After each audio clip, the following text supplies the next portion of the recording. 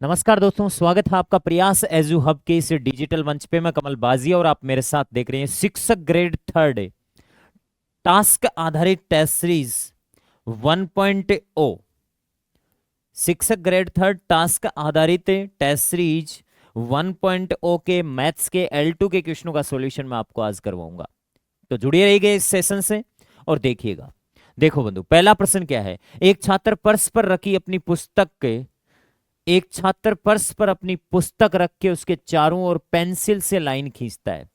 किसी पुस्तक के चारों ओर पेंसिल से अगर लाइन खींचता है और खींची गई लाइनों की लंबाइयों का योग करता है। अगर यह छात्र खींची गई लंबाइयों का क्या करता है, योग, इन लंबाइयों का योग करता है, इसका मतलब उस छात्र ने इसे किताब का परिमाप निकाल दिया है। ठीक है, और ये परिमाप किसका आया है दोस्तों, पुस्तक का आया है। किसका आया है, पुस्तक का आया है। तो पुस्तक का परिमाप, किताब का क्षेत्रफल नहीं होगा, लाइनों को जोड़ना। फर्श का क्षेत्रफल नहीं होगा, फर्श पर किताब रखी है, और फर्श का परिमाप नहीं होगा, किताब रखी है, तो किताब का क्या आ जाएगा, परिमाप हो जाएगा। Okay, next. इसी सेशन में अगला क्वेश्चन क्या है। एक समषष्टभुज का क्षेत्रफल क्या होगा जिसकी भुजा 4 इकाई हो। समषष्टभुज रेगुलर हेक्सागोन की प्रत्येक भुजा बराबर होती है बंधु, और प्रत्येक भुजा बराबर होती है तो यहां से इसकी प्रत्येक भुजा मैं मान लेता हूं ए। प्रत्येक भुजा मैंने कितनी मान ली, ए। और रेगुलर हेक्सागोन जो होता है, इसकी प्रत्येक भुजा ए है, तो इसके 3 विकिरण इसको बराबर 6 भागों में विभाजित करते हैं। पहला, दूसरा, तीसरा, चौथा, पांचवा और छठवां। इन 6 त्रिभुजों के क्षेत्रफल बराबर होते हैं, अर्थात इसका एरिया होता है 6 गुणा एक समबाहु त्रिभुज का क्षेत्रफल √3/4 ए स्क्वायर। एक रेगुलर हेक्सागोन का एरिया होता है, और रेगुलर हेक्सागोन का एरिया इस प्रकार से होगा। तो यहाँ पे 6 गुणा √3/4 ए स्क्वायर। ए का मान ऑलरेडी कितना है, 4 इकाई, तो 4 का स्क्वायर 16, और 16 में 4 का भाग दोगे फिर 4 आएगा, 4 को 6 से गुणा करोगे 24√3 वर्ग इकाई इसका क्षेत्रफल आ जाएगा। तो 24√3 वर्ग इकाई इसका क्या आ जाएगा, क्षेत्रफल। ओके, नेक्स्ट इसके बाद में अगला क्वेश्चन। दोस्तों अगला क्वेश्चन क्या है स्क्रीन पर। एक वर्ग का क्षेत्रफल किसी वर्त के क्षेत्रफल का 16/पाई है। एक वर्ग का क्षेत्रफल, वर्ग का क्षेत्रफल होता है भुजा स्क्वायर, और किसी वर्त का क्षेत्रफल होता है पाई आर स्क्वायर। वर्ग का क्षेत्रफल वर्त के क्षेत्रफल का 16/पाई है, 16/पाई है। ओके, पाई से क्या कट जाएगा बंधु, यहाँ पे पाई, पाई से पाई तो कैंसिल आउट हो जाएगा, ये पाई से ये पाई कट गया। एटलीस्ट ये आ गया मेरे पास में ए स्क्वायर बराबर आ गया 16r²। दोनों तरफ वर्गमूल लूंगा तो ए बराबर आ जाएगा 4r, और ए बराबर 4r, इट मीन्स हमारे पास में ए और आर का रेशियो आ गया। ए का मान आ गया कितना, 4, और आर की वैल्यू कितनी आ गई, कुछ नहीं तो बगल में 1 मान लूं, आर की वैल्यू कितनी आ गई, 1। वर्ग की भुजा 4 है और वर्त का त्रिज्या कितनी है, 1 है। आपको पूछा क्या है, वर्ग की भुजा, वर्ग की भुजा, वर्ग की भुजा तो 4 हो जाएगी, ठीक बात है, हाँ जी। देन इसके बाद में वर्त के व्यास से, वर्त का व्यास होता है 2r, r 1 है तो व्यास कितना हो जाएगा, 2 हो जाएगा। तो बताओ बंधु यहां से 2 कितना हो जाएगा, 1। तो 2:1 हो जाएगा। Second option is the right answer. Next इसके बाद में अगला क्वेश्चन। किसी चतुर्भुज का क्षेत्रफल और इसके एक विकिरण पर सम्मुख शीर्षों से डाले गए लंबों की लंबाइयां दे रखा है।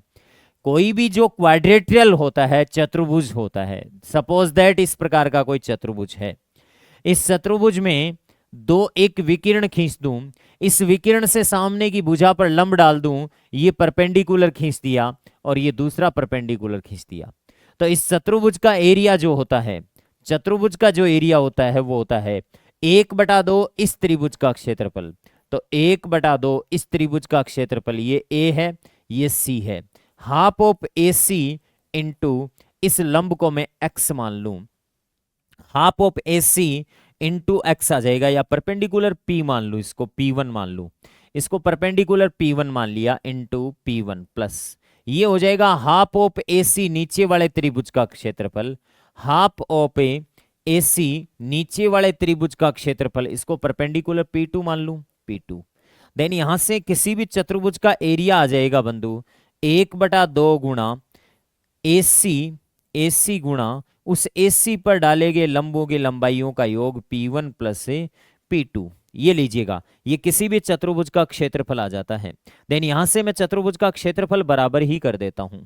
तो चतुर्भुज का क्षेत्रफल कितना दे रखा है बंधु, ये दे रखा है आपको 272, 272.2 1/2 AC। विकिरण की लंबाई कितनी दे रखी है, एक विकिरण पर उसके सम्मुख शीर्षों से डाले गए लंबों की लंबाइयां हैं, विकिरण की लंबाई पूछी है।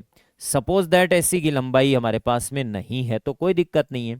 P1 प्लस P2 कितना है 7.2 प्लस कितना हो जाएगा 8.8। विकिरण पर डाले गए लंबों की लंबाइयां 8.8। ओके, लो बंधु बताओ मुझे यहां से इस कैलकुलेशन को आगे बढ़ाऊं तो इस 2 को इधर गुणा कर दो आप सीधा, 2 दूनी 4 फिर पॉइंट लगा दो चाहे, ठीक है 2 दूनी 4 फिर पॉइंट लगा दो और 2 दूनी फिर 4 और फिर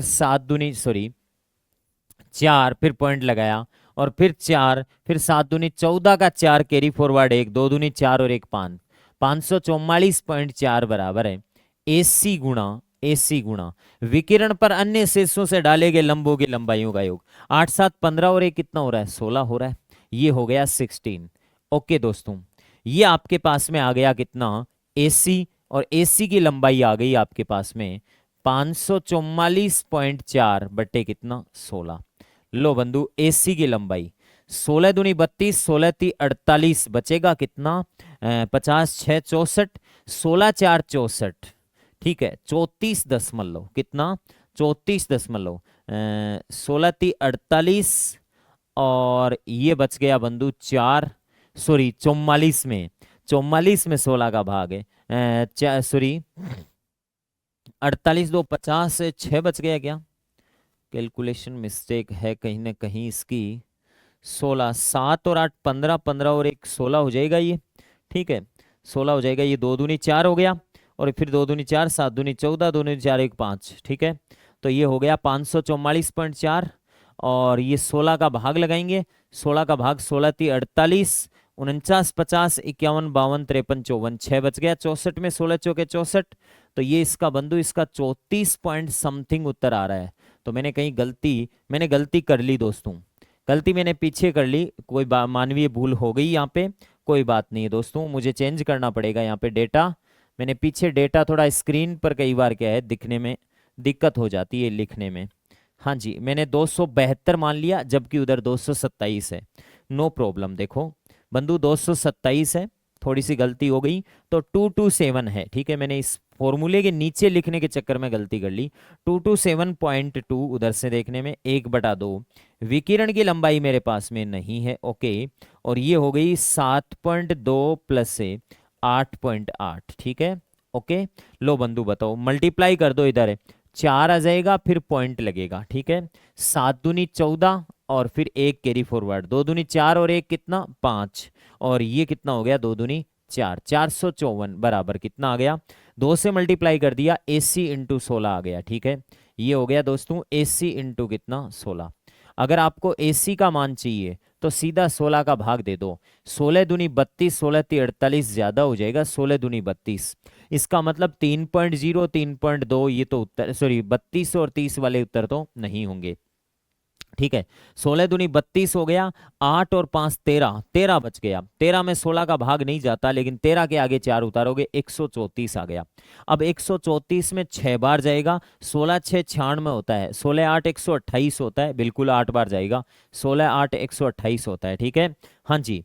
तो बताओ बंधु 16 8 128 हो गया और फिर आपके पास में 28 घटाओगे तो 6 बचेगा, 16 चौके 64, 28.4 राइट आंसर कौन सा होगा बंधु? 28.4 पहला ऑप्शन राइट होगा, ठीक है। 272.2 इसका क्षेत्रफल दे रखा है। नेक्स्ट इसके बाद में अगला क्वेश्चन, अगला क्वेश्चन है एक वर्ताकार पार्क बनाने का प्रस्ताव किया जाता है जिसका क्षेत्रफल 16 मीटर और 12 मीटर व्यास वाले वर्ताकार पार्कों के क्षेत्रफलों के बराबर है।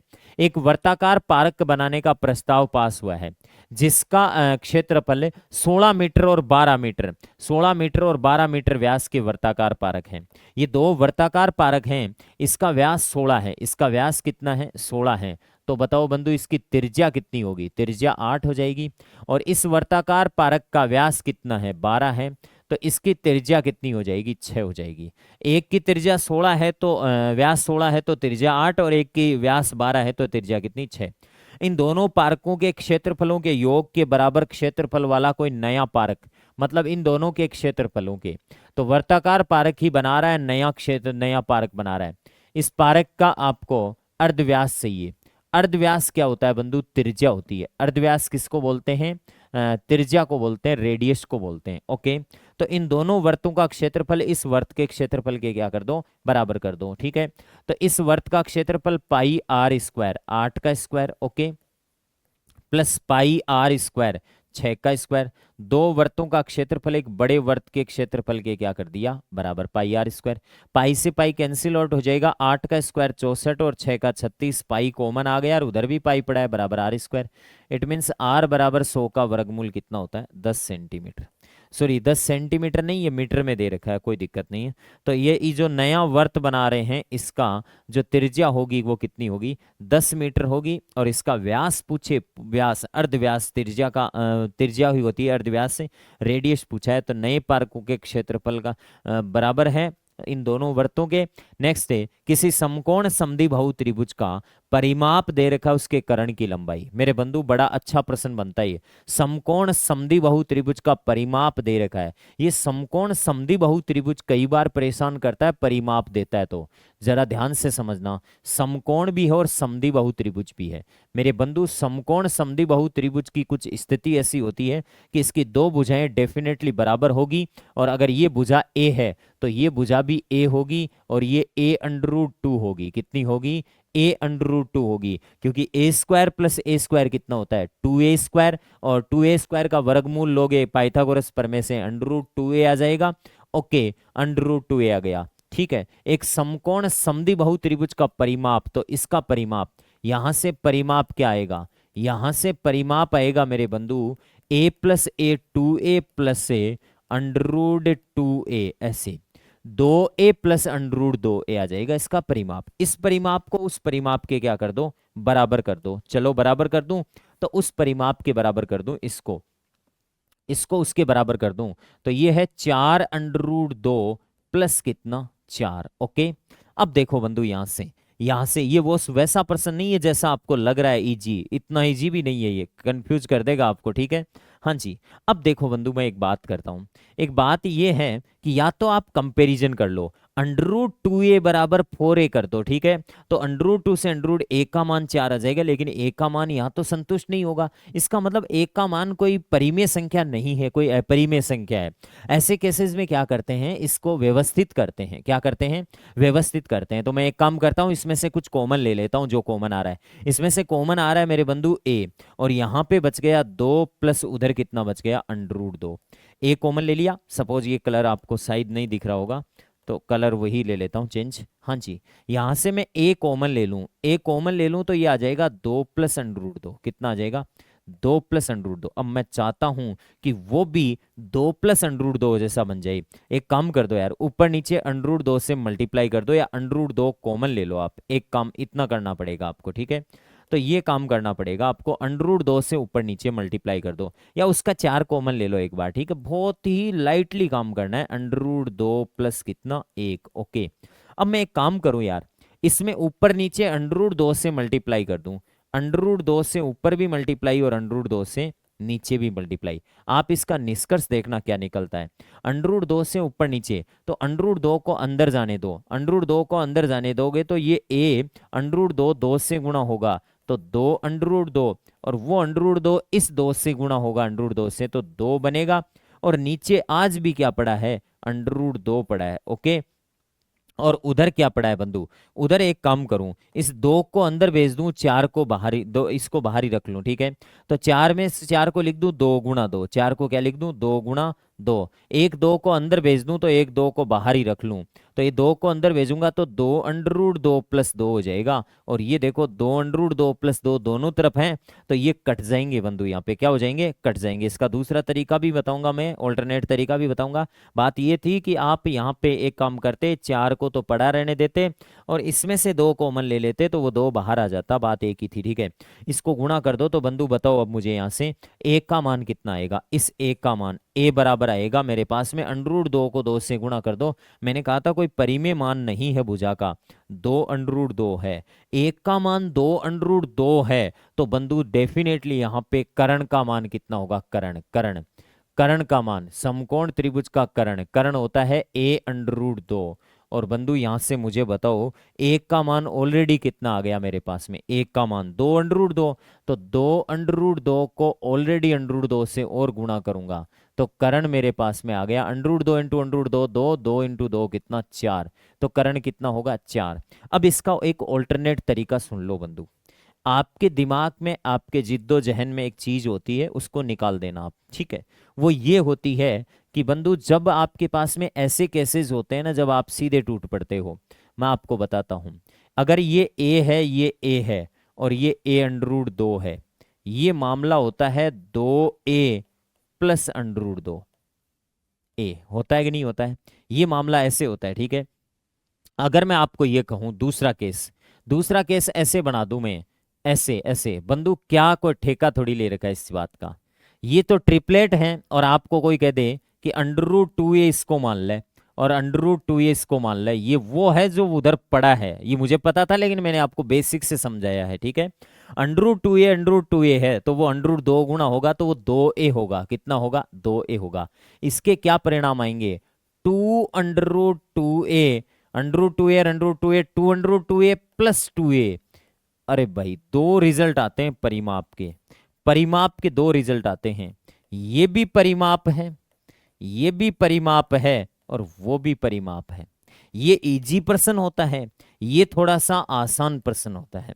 जब इस टाइप की बातें आती है, ये थोड़ी सी बच्चे को आसान लगता है, ये थोड़ा सा क्या होता है, आसान मैटर है। और ये थोड़ा सा मैटर क्या है बंधु, कठिन मैटर है, ये थोड़ा कठिन मैटर है। मैंने कठिन वाला दिया, आसान वाला आ जाए तो टूट पड़ना, ठीक है। अगर आपको कोई कह दे कि 8 + 4√2, समझ जाना बंधु, भुजा 4 होगी, क्योंकि 4 दूनी 8 + 4√2, 4 4 तो 4√2, समझ गए। लेकिन जब मामला ऐसा आ गया, इसमें आप उसको रख सकते थे, इसको बिल्कुल मामला सेट होगा।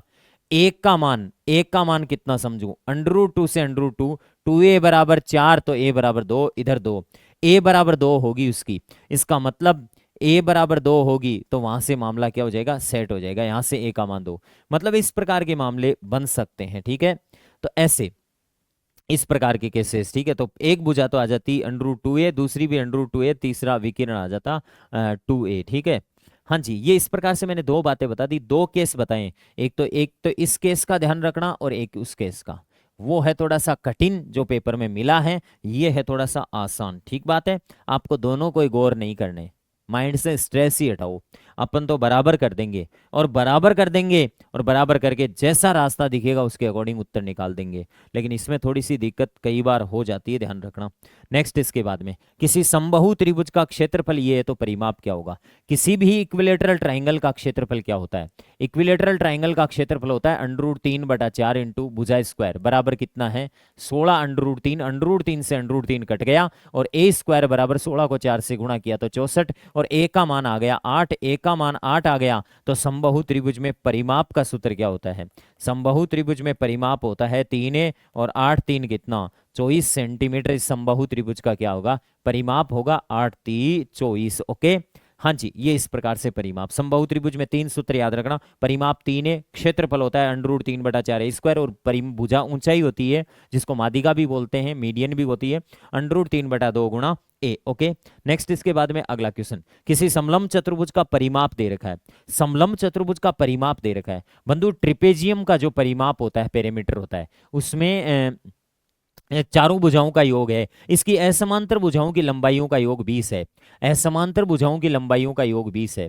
ये कोई समलंब चतुर्भुज है, ठीक है। इसमें ये ए है, ये बी है, इसको सी मानो, इसको डी मानो। तो इसने ये जो 20 सेंटीमीटर दिया है ना, ये असमांतर भुजाओं की लंबाइयों का योग दिया है। इसका मतलब ये सी प्लस डी का मान है। सी प्लस डी का मान 20 है, चारों भुजाओं का योग अगर 58 है, तो ए प्लस बी का मान कितना होगा? ए प्लस बी का मान, ए प्लस बी का मान होगा 38। कितना होगा? 38, ठीक है। ओके, इसका क्षेत्रफल 152 है, तो समलंब में समांतर भुजाओं के बीच की दूरी बताओ। लो भाई, किसी भी समलंब चतुर्भुज के क्षेत्रफल में समांतर भुजाओं के बीच की दूरी, ऊंचाई लिखते हैं अपन h, ठीक है। ओके, तो एरिया, एरिया का सूत्र होता है, एरिया कितना दे रखा है? क्षेत्रफल 152 दे रखा है। समलंब चतुर्भुज का क्षेत्रफल होता है 1/2 समांतर भुजाओं का योग, समांतर भुजाओं का योग 38 है, इंटू उनके बीच की दूरी h है, बराबर कितनी? 152। हाँ जी, 2 का भाग लगा दो आप 38 में, 2 का भाग 38 में 19 दूनी 38 होता है। और h का मान चाहिए, किसका मान चाहिए? h का मान, ठीक है। h का मान चाहिए, तो 152 में किसका भाग लगा दो? 19 का भाग लगा दो, ठीक है। हाँ जी, मेरे हिसाब से ये 8 बार जा रहा है। 9 8 72, 7 कैरी फॉरवर्ड करेगा, और 8 और 7 15, तो इसका मतलब 7 बार गया। इसका मतलब समांतर भुजाओं के बीच की दूरी सेंटीमीटर में कितनी आ जाएगी? 7। फिर यहाँ पे कहीं कोई गलती की क्या बंधु? समलंब चतुर्भुज का परिमाप 58 है, 58 में से 10 और 10 इसकी असमांतर भुजाओं की लंबाइयों का योग 20 घटाया, 58 में से 20 घटाया तो 38 बचा, और समांतर भुजाओं की लंबाइयों का योग ए और बी का 38 है, तो 1/2 समांतर भुजाओं की लंबाइयों का योग इंटू उनके बीच की दूरी बराबर क्षेत्रफल 152। और यहाँ से मेरे बंधु आपके पास में, सॉरी सॉरी 8 बार, सॉरी 7 बार दे दिया मैंने, थोड़ा सा डिस्टर्ब है। 8 बार जाएगा, 9 8 72 और 8 7 15, ठीक है। तो यहाँ से राइट आंसर कितना होगा दोस्तों? 8 हो जाएगा, ठीक है। हाँ जी, नेक्स्ट इसके बाद में अगला क्वेश्चन, अगला क्वेश्चन क्या है? एक पहिए का व्यास 2 सेंटीमीटर है, इसे आगे लुढ़क कर 10 चक्कर पूरे करने हैं, तो उसे कितनी दूरी तय की? ठीक है, n चक्रों में तय दूरी, n चक्रों में तय दूरी का सूत्र क्या होता है?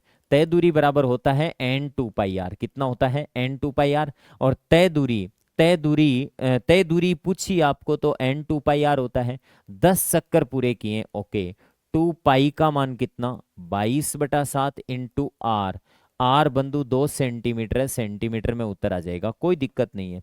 मल्टीप्लाई कर लो और आंसर निकाल दो। बताओ, 22 दूनी 44 दूनी 88, 88 को 10 से गुणा करोगे 880, 880 को 7 से डिवाइड कर दो, 7 एकम 7, बच गया एक 17 में, सॉरी बच गया एक 18 में, 7 दूनी 14, बच गया 4, बच गया 4 आपके पास में, तो 40, 7 5 35 है, 125 दशमलव कितना आ जाएगा? 7, क्योंकि उधर से ऑप्शन में दिख रहा है 125, तो आ ही गया, तय दूरी आ गई, ठीक है। नेक्स्ट इसके बाद में अगला, किसी आयताकार खेत की लंबाई और चौड़ाई क्रमश से दे रखी है बंधु, तथा शब्द लिखा हुआ है बीच में, एंड शब्द लिखा हुआ है। लंबाई में ये दोनों चीजें हैं, 5 किलोमीटर 7 मीटर, और चौड़ाई में ये अकेली है, ठीक है। तो ये सिर्फ चौड़ाई है, ये क्या है? चौड़ाई है। और ये क्या है मेरे बंधु? लंबाई है। क्या है? लंबाई है। लंबाई 5 किलोमीटर 7 मीटर तथा चौड़ाई 13 मीटर है, ठीक है। हाँ जी, तो लंबाई कितनी होगी मुझे बताओ?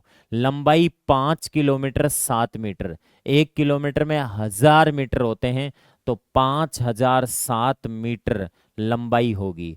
चौड़ाई कितनी दे रखी है? चौड़ाई दे रखी है मेरे बंधु 13 मीटर। हाँ जी, क्षेत्रफल, किसी आयताकार खेत का क्षेत्रफल होता है लंबाई गुणा चौड़ाई, ठीक है। तो बताओ, 5007 को गुणा कर दो किससे? 13 से। 13 7 91 का 1 कैरी फॉरवर्ड 9 करेगा, 0 का 0 9, 0 13 पंजो 65, ये आ गया वर्ग मीटर। क्या आ गया? वर्ग मीटर। जबकि आपको पता है कि 10,000 वर्ग मीटर, 10,000 वर्ग मीटर बराबर होता है 1 हेक्टेयर। क्या होता है? 1 हेक्टेयर होता है, ठीक है। 10,000 वर्ग मीटर बराबर 1 हेक्टेयर होता है। तो 10,000 का भाग लगा दो इसमें, और 10,000 का भाग लगाओगे तो 4 अंकों बाद में दशमलव लगेगा, 6.5091 उत्तर आएगा, ठीक है। 6.5091 हेक्टेयर आएगा। तो 6.5091 हेक्टेयर क्षेत्रफल आ जाएगा, ठीक है। तो आपके पास में लंबाई गुणा चौड़ाई तो ठीक है, 5,007 तो 1 हो गया और 13 1 हो गया, मल्टीप्लाई कर लेना, 13 7 91 0, 13 5 65, ठीक है। जो मान आए उसमें 10,000 का भाग लगा देना, क्योंकि 1 हेक्टेयर में 10,000 वर्ग मीटर होता है। ओके, नेक्स्ट इसके बाद में इसमें थोड़े नजदीकी आंसर थे। ये प्रश्न थोड़ा सा डायग्राम बनाकर दे रहा था आपको। कुछ प्रश्न इस टॉपिक में बंधु मैंने बहुत सिंपल दिए हैं, क्योंकि नंबर ऑफ क्वेश्चंस ज्यादा हैं, ठीक है। ये पी क्यू आर त्रिभुज है, ठीक है। पी क्यू आर त्रिभुज में ये परपेंडिकुलर खींच रखा है इसने एस, ठीक है। इस परपेंडिकुलर की लंबाई 2 सेंटीमीटर है, और ये क्यू आर पूरी कितनी है, 4 सेंटीमीटर। आपको इतना पता होना चाहिए, किसी भी त्रिभुज का क्षेत्रफल होता है 1/2 आधार गुणा ऊंचाई। क्या होता है मेरे बंधु, आधार गुणा ऊंचाई। 1/2 आधार गुणा ऊंचाई किसी त्रिभुज का क्षेत्रफल होता है। तो आधार तो 4 है और ऊंचाई 2 है, यहाँ से क्षेत्रफल ही कितना आ जाएगा, 4 वर्ग सेंटीमीटर आ जाएगा, जो कि फर्स्ट ऑप्शन में है। देन इसके बाद में नेक्स्ट क्वेश्चन क्या है, किसी वर्ग का क्षेत्रफल इसके विकिरण पर खींचे गए वर्ग के क्षेत्रफल का अनुपात क्या होगा। एक वर्ग का क्षेत्रफल और एक विकिरण पर खींचे गए अन्य वर्ग। ये तो बंधु इस दुनिया में कोई वर्ग है, इस वर्ग की प्रत्येक भुजा तो क्या मान लूं ए। ये तो कोई वर्ग है, और एक इसके विकिरण पर खींचे गए अन्य वर्ग। विकिरण पर, ये विकिरण है, इस पर कोई अन्य वर्ग खींच दिया, ये लो। विकिरण पर कोई अन्य वर्ग खींच दिया, ये ले साहब। इस विकिरण पर कोई अन्य वर्ग खींच दिया। इस अन्य वर्ग की भुजा कितनी होगी, वर्ग के विकिरण जितनी √2a, इसकी प्रत्येक भुजा √2a होगी। ओके, इसकी प्रत्येक भुजा क्या होगी, √2a। तो वर्ग का क्षेत्रफल और विकिरण पर खींचे गए वर्ग का क्षेत्रफल, वर्ग का क्षेत्रफल a² होता है, और विकिरण पर खींचे गए वर्ग का क्षेत्रफल भुजा स्क्वायर होता है, लेकिन इसकी भुजा खुद √2a है। हाँ जी, तो स्क्वायर कर दो बंधु। ये इधर तो आ गया a², क्या आ गया, ये इधर तो आ गया a², और उधर आ गया √2 का स्क्वायर होता है 2, और a² आ गया। ओके, a² से a² कैंसिल आउट हो गया, और देन फाइनली यहाँ पे इधर तो 1 बचा, और उधर कितना बचा बंधु, 2 बचा, ठीक है। इसका क्षेत्रफल और इसके क्षेत्रफल का अनुपात 1:2 कितना होगा, 2 हो जाएगा। नेक्स्ट इसके बाद में अगला क्वेश्चन, एक आयत की लंबाई और चौड़ाई का अनुपात 3:2 है, इसका क्षेत्रफल 216 वर्ग इकाई है, तो परिमाप ज्ञात करो। बंधु, एक आयत की लंबाई और चौड़ाई का अनुपात 3:2 दे रखा है। दो तरीके से कर सकते हो इसको। एक तो मैं डिटेल से बता देता हूँ। लंबाई मान लो 3x से, और चौड़ाई मान लो कितनी, 2x। क्षेत्रफल होता है लंबाई गुणा चौड़ाई, 3x × 2x बराबर 216, और ये हो जाएगा x², 3 दूनी 6, 6 का भाग 216 में 36, 18 बच गया, 3 6 6 36, x बराबर 6 आ गया आपके पास में। तो यहाँ से दो चीज़ें आ जाएगी, एक लंबाई आ जाएगी और एक चौड़ाई। लंबाई तो आ जाएगी 6 3 18, और चौड़ाई कितनी आ जाएगी, 12। और अब आपको क्या पूछा है, परिमाप है, और परिमाप का सूत्र होता है बंधु 2 गुणा लंबाई प्लस चौड़ाई, 2 गुणा लंबाई प्लस से चौड़ाई।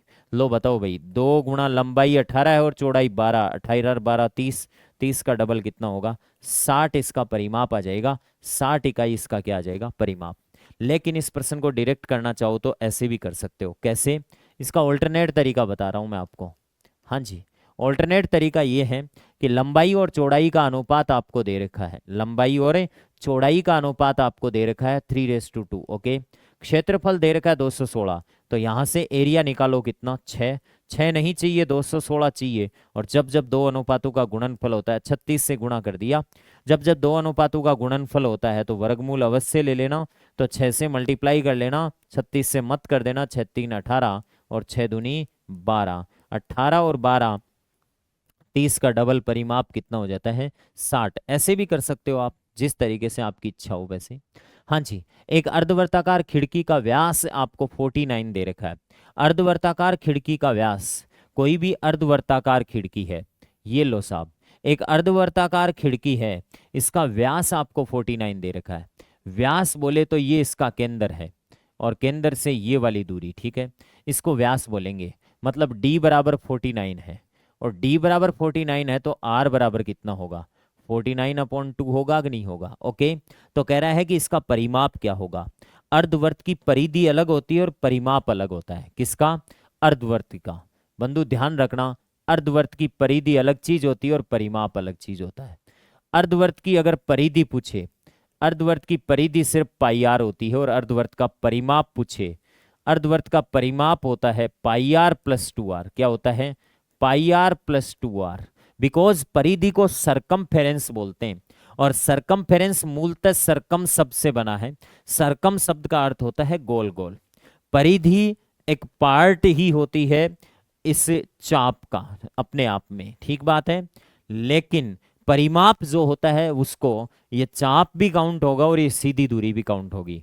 तो हमें तो क्या निकालना है? अल्टीमेटली परिमाप निकालना है, और परिमाप होता है पाई आर प्लस 2r।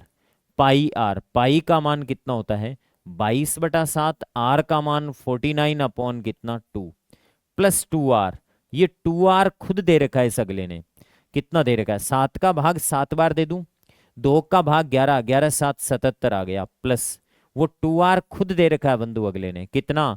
49 दे रखा है, व्यास यही है, ठीक है। या 49/2 लिख दो, 49 से 49 काट दो, ये हो गया 16 और ये हो गया 11 और एक 12 है, 126 आ जाएगा। तो 126 सेंटीमीटर इसका परिमाप। ध्यान रखना, अर्धवर्त की परिधि अलग चीज है और परिमाप अलग चीज है। वर्त में दोनों सेम ही होते हैं। किसी समचतुर्भुज के विकिरण 16 और 12 हैं तो परिमाप कितना होगा? समचतुर्भुज के विकिरण d1 square plus d2 square बराबर है 4a² होता है, ठीक है। समचतुर्भुज के विकिरण से इनकी भुजा निकालनी आनी चाहिए। समचतुर्भुज के विकिरण d1 d2 और उसकी भुजा a में संबंध होता है मेरे बंधु। d1 square plus d2 square बराबर 4a²। d1 का स्क्वायर 16 का स्क्वायर 256 और d2 का स्क्वायर 12 का स्क्वायर 144 बराबर 4a²। 156 और 144 400, 400 में 4 का भाग लगा दो, बराबर क्या आएगा? a²। और ये 100 का वर्गमूल कितना आएगा? 10। a 10 आ गया तो परिमाप कितना होता है? समचतुर्भुज की चारों भुजाएं बराबर होती है, अर्थात 4a परिमाप होता है, तो 10 100 के कितना हो जाएगा? 40 हो जाएगा परिमाप। एक तरीका तो ये इसका। दूसरा इसका ऑल्टरनेट तरीका देखना। दो दो तरीकों से प्रश्न कर सकते हो, आपकी जैसी इच्छा। समचतुर्भुज के विकिरणों में और इसके विकिरणों की एक प्रॉपर्टी होती है जो आप L2 के बच्चों को पता होनी चाहिए, ठीक है। बिकॉज ये तो L1 के बच्चों को भी पता होनी चाहिए, लेकिन L1 के सिलेबस का पार्ट नहीं है अब मेंस में। समचतुर्भुज की प्रत्येक भुजा ए होती है, ओके, नो डाउट ए होती है। इसके विकिरण होते हैं वो समकोण पर समद्विभाजित करते हैं, 90 डिग्री पर काटते हैं विकिरण। और समद्विभाजित करने का मतलब ये है जितना टुकड़ा ये होगा उतना ही ये होगा, और जितना टुकड़ा ये होगा उतना ही ये। तो सब कुछ दूध का दूध पानी का पानी हो गया। समकोण त्रिभुज के समचतुर्भुज के विकिरण समचतुर्भुज के विकिरण समकोण पर समद्विभाजित करते हैं। परपेंडिकुलर बाइसेक्टर्स होते हैं इसके, डायगोनल बराबर नहीं होते, बस बात ये है। तो मैं कह सकता हूं कि इसका एक विकिरण 16 है, 16 है तो डेफिनेटली बंधु वो 8-8 में टूटेगा। किस में टूटेगा? 8-8 में। और एक विकिरण 12 है तो वो डेफिनेटली किस में टूटेगा? 6-6 में टूटेगा। और ये 8 है, ये 6 है, तो समकोण त्रिभुज की पाइथागोरस प्रमेय से a कितना आएगा? 10, और प्रत्येक a 10 आएगा। तो मेरे बंधु ये डायरेक्ट तरीका है निकालने का। प्रत्येक भुजा 10 है तो परिमाप कितना आ जाएगा? 40 आ जाएगा। ये इसका डायरेक्ट तरीका भी मैंने बताया है, ठीक बात है। ओके, नेक्स्ट इसके बाद में अगला क्वेश्चन। अगला क्वेश्चन क्या है दोस्तों आपके पास में? एक तार को समबाहु त्रिभुजाकार रूप में मोड़ा जाता है जिसका परिमाप 36 है। तार को इक्विलेटरल ट्रायंगल की शेप में आपने टर्न करवा दिया, तो बताओ बंधु 36 इसका परिमाप आया। इसका मतलब 12 12 24 और 12 36, क्योंकि समचतुर्भुज का परिमाप इसने 36 दे दिया ना, और परिमाप 36 दे दिया तो इसकी प्रत्येक भुजा कितनी होगी? 12। यदि इसे वर्गाकार रूप में मोड़ दिया जाए तो वर्ग के विकिरण पर बनने वाले, वर्गाकार रूप में मोड़ दिया जाए, मोड़ दो भाई, इसी तार को आप वर्गाकार रूप में मोड़ दो। ये लो, वर्गाकार रूप में मोड़ेंगे तो 12 3 36 ही परिमाप होगा, और 36 परिमाप होगा तो ये सुनो मेरी बात, प्रत्येक भुजा कितनी देगा? 9 देगा। परिमाप 36 होगा तो प्रत्येक भुजा 9 देगा। अब कह रहा है वर्गाकार रूप में मोड़ दिया जाए तो वर्ग के विकिरण पर बनने वाले, ओ तेरी, वर्ग के विकिरण पर बनवा रहा भाई, ये वर्ग का विकिरण है। विकिरण 9√2 होगा, √2 गुना भुजा होता है। वर्ग के विकिरण पर बनने वाले वर्ग का क्षेत्रफल कितना होगा? वर्ग के विकिरण पर बनने वाले वर्ग का, ओहो, ये वर्ग के विकिरण पर ये वर्ग बनेगा, इस वर्ग का क्षेत्रफल, इस वर्ग की प्रत्येक भुजा 9√2 होगी। वर्ग के विकिरण पर बनने वाले अन्य वर्ग का क्षेत्रफल पूछा है, तो इसकी प्रत्येक भुजा 9√2 होगी। तो बताओ बंधु, इस वर्ग का क्षेत्रफल, इस वर्ग का एरिया, इस वर्ग का एरिया होगा मेरे बंधु 9√2 का होल स्क्वायर। और 9√2 का होल स्क्वायर कितना होता है? 81 × 2, और 81 को 2 से गुणा करोगे 162 आएगा। 162 कौन से ऑप्शन में है? सी ऑप्शन राइट होगा। ठीक है, कितनी बातें घुमाई। समचतुर्भुज का परिमाप 36 है, तो प्रत्येक भुजा 12-12 होगी, कोई काम में नहीं आई। इसे वर्गाकार रूप में मोड़ा जाए, तो वर्गाकार रूप में मोड़ा जाए तो मेरे बंधु इसका भी परिमाप 36, इसका मतलब प्रत्येक भुजा 9। वर्ग के विकिरण पर बनने वाले वर्ग का क्षेत्रफल कितना होगा? विकिरण 9√2, और इस पर बनने वाले अन्य वर्ग का क्षेत्रफल पूछा है। ओके, समबाहु त्रिभुज की भुजा और ऊंचाई का अनुपात। समबाहु त्रिभुज की भुजा और ऊंचाई का अनुपात, एक तो समबाहु त्रिभुज की भुजा और एक समबाहु त्रिभुज की ऊंचाई। ठीक है, हाँ जी, बड़ा सिंपल है, सीईटी में पूछा हुआ है दिनस्थ बोर्ड का। ये समबाहु त्रिभुज की भुजा होती है ए मान लूं, तो इसकी ऊंचाई या माध्यिका होती है √3/2 ए। ए से ए क्या हो जाएगा? Cancel out. ए से ए यहाँ पे क्या हो जाएगा बंधु? Cancel out. तो इधर 1 बचेगा और उधर √3 बटा कितना बचेगा? 2। अगर इनको 2 से मल्टीप्लाई कर लूं, दोनों से, अनुपातिक पदों को किसी समान संख्या से मल्टीप्लाई करने पर उन पर कोई फर्क नहीं पड़ता। 2 अनुपात कितना? √3। इनका स्क्वायर मत कर देना, वरना ये क्षेत्रफल का अनुपात आ जाएगा, सॉरी ये वर्गों का अनुपात आ जाएगा। ठीक बात है, तो ये हो जाएगा 2 अनुपात √3। कौन सा ऑप्शन है? B option. नेक्स्ट, इसके बाद में अगला, एक त्रिभुज की भुजाओं का अनुपात और परिमाप दे रखा है। त्रिभुज की सबसे छोटी भुजा, सबसे छोटी भुजा, क्या दिक्कत है? एक त्रिभुज में मेरे बंधु 3 भुजाएं होती है ABC। 3 भुजाएं होती है, तो मुझे एक बात बताओ, इनका अनुपात 1/2 अनुपात 1/3 अनुपात 1 कितना है? 4 है। तो मुझे एक बात बताओ, इनको मैं मल्टीप्लाई कर दूं, तो 3 चौके 12 से मल्टीप्लाई कर दूं, ताकि ये नीचे वाले जो वैल्यूज हैं ये कैंसिल आउट हो जाएं। 12 में 2 का भाग 6 बार, 3 का भाग 4 बार, और 4 का भाग 3 बार। ये त्रिभुज की तीनों भुजाएं आ गई ए, बी और सी। ए बी सी का अनुपात 6, 4 और 3 है। तो मुझे एक बात बताओ, त्रिभुज का परिमाप क्या होगा भाई? यहाँ से परिमाप क्या होगा? यहाँ से परिमाप 6, 4, 10 और 3 कितना होगा? 13। 13 नहीं चाहिए मुझे, परिमाप कितना चाहिए? 52। 52 सेंटीमीटर मुझे परिमाप चाहिए, तो 13 को 4 से गुणा कर दो। तो बताओ, छोटी भुजा चाहिए, तो इधर भी 4 से गुणा कर दो, 4 3 12। 12 सेंटीमीटर इसकी सबसे छोटी भुजा होगी, और 16 इससे बड़ी और 24 उससे बड़ी। 24 और 16 40, और 12 कितना? 52। राइट आंसर आपका कितना हो जाएगा? ये आपके पास में 12। देन इसके बाद में अगला क्वेश्चन, एक आयताकार खेत के विकिरण की लंबाई 17 मीटर है और परिमाप 46 है। ये लीजिएगा, एक रेक्टेंगुलर शेप का कोई खेत है, फील्ड है। इस खेत के विकिरण की लंबाई 17 सेंटीमीटर है। विकिरण की लंबाई 17 सेंटीमीटर और परिमाप 46 है। मेरे बंधु, परिमाप में ये भुजा और ये भुजा और ये भुजा और वो भुजा सब जुड़ती है। इसका मतलब A+B, परिमाप होता है A+B का दुगुना बराबर 46 है। तो A+B कितना होगा? 46 का आधा कितना होगा? 23। और 46 का आधा 23 होगा। तो अब बंधु जाओ आप ट्रिपलेट पे, सीधा किस पे जाओ? ट्रिपलेट्स पर जाओ। किस पे जाओ? ट्रिपलेट्स पर जाओ। समकोण त्रिभुज के ट्रिपलेट्स, राइट एंगल ट्राइंगल के ट्रिपलेट्स होते हैं कुछ, जैसे 5 4 3 का जोड़ा होता है। मैं कुछ विशेष ट्रिपलेट आपको लिखा रहा हूं जो आप याद कर लेना। इनके अलावा न कभी आया न कभी आएगा।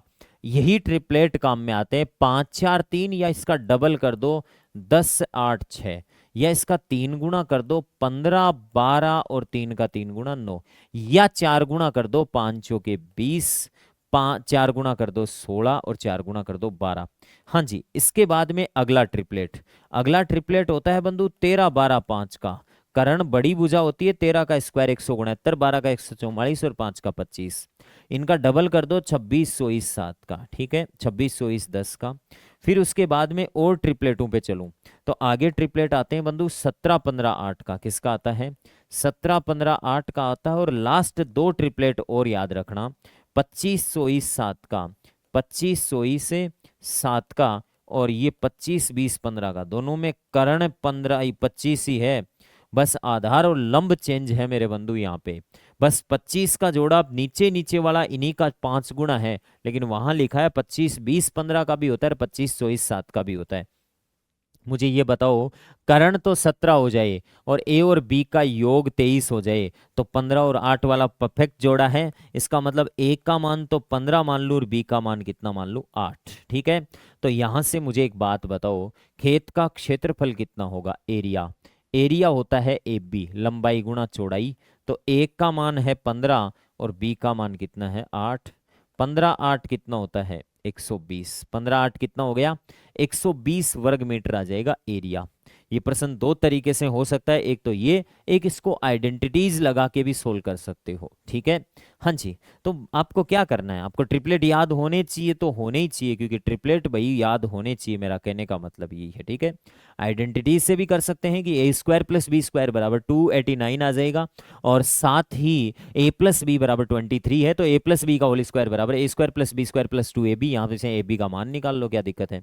हाँ जी। नेक्स्ट अगला क्वेश्चन, एक वर्गाकार रूप से मुड़ी हुई इस्पात की तार 121 वर्ग सेंटीमीटर क्षेत्रफल घेरे हुए हैं। इस बार ये जो वर्गाकार रूप से मुड़ी हुई इस्पात की तार है या लोहे की तार है, इसका एरिया 121 है। इसका एरिया 121 है, तो बंधु इसकी प्रत्येक भुजा कितनी है? 11 11 है, क्योंकि 11 का स्क्वायर ही कितना होता है? 121। इस तार को वर्ताकार रूप दे दिया। लो भाई, इस तार को आप वर्ताकार रूप दे रहे हो, दे दो इसको वर्ताकार रूप। जैसे इस तार को वर्ताकार रूप दोगे मेरे बंधु, इस वर्ताकार रूप में इसकी जो परिधि होगी 2πr, जो परिधि होगी वो इसकी परिधि के बराबर होगी, लंबाई के बराबर। तो 11 4 44 के बराबर 2π। तो यहां से r का मान 7 आएगा। ये कैसे आएगा? 2π का मान 22/7 इंटू आर बराबर कितना लिख दूं मेरे बंधु में? 44 लिख दूं। बराबर कितना लिख दूं? 44। ये देखो 22 से 2 टाइम्स करोगे तो 44, ये कैंसिल आउट हो जाएगा। आर बराबर कितना आ जाएगा? यहां से मेरे पास में आर बराबर कितना आया? आर बराबर मेरे बंधु 44 से 44 कट के 7 आया। तो मेरे बंधु इसका एक बात बताओ, इसका एरिया कितना आएगा? किसी भी वर्त का क्षेत्रफल होता है पाई आर स्क्वायर। पाई का मान 22/7 है और आर स्क्वायर मतलब 7 गुणा 7। 7 से 7 कट जाएगा, 22 7 कितना आएगा? 154 सेंटीमीटर स्क्वायर आएगा। तो प्रश्न क्या है?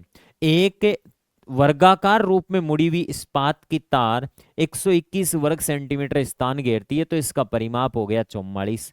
वर्ताकार रूप में मोड़ा तो यही परिमाप 44 इस परिमाप के बराबर कर दिया 2πr के। यहाँ आर का मान कितना निकाल लिया? 7। आर का मान मेरे बंधु यहां से मैंने 7 निकाल लिया, तो पाई आर स्क्वायर इसका क्षेत्रफल निकाल दिया। इस तार को वर्ताकार रूप में मोड़े जाने पर वर्त का क्षेत्रफल क्या होगा? वर्त का क्षेत्रफल तो 154 होगा। और कितना अधिक स्थान घेरेगा? अधिक स्थान पूछे, अधिक स्थान घेरा, अधिक स्थान घेरा पूछे, तब 154 में से 121 घटा लो मेरे बंधु, और आपके पास में उत्तर आ जाता 33 सेंटीमीटर स्क्वायर। कितना आ जाता? 33 वर्ग सेंटीमीटर आ जाता। अगर अधिक स्थान पूछता तो इसका राइट आंसर 33 होता। इसका मतलब प्रश्न ये भी अच्छा बनता है, लेकिन ये पूछे तो, हाँ जी, ये नोट लगा कर लिख दूं, अधिक स्थान घेरा नोट, तब पूछे तब 33 आ जाएगा। ओके, इसका मतलब वर्त का क्षेत्रफल वर्ग से ज्यादा होता है, ये बात तो सही है। परिमाप बराबर हो तो वर्त का क्षेत्रफल वर्ग से ज्यादा होता है। ओके, 18 सेंटीमीटर लंबे और 14 सेंटीमीटर चौड़े आयत के अंतर्गत खींचे जाने वाले सबसे बड़े वर्त का क्षेत्रफल कितना होगा? ले भाई, ये 18 सेंटीमीटर लंबा और 14 सेंटीमीटर चौड़ा है। 18 सेंटीमीटर लंबा और 14 सेंटीमीटर चौड़ा एक आयत है, इसके अंतर्गत कोई वर्त खींच रहा हूं। क्या दिक्कत है? ये वर्त खींच दिया। डेफिनेटली इस वर्त का जो व्यास होगा, इस वर्त का व्यास 14 होगा तो इसकी त्रिज्या कितनी होगी? 7।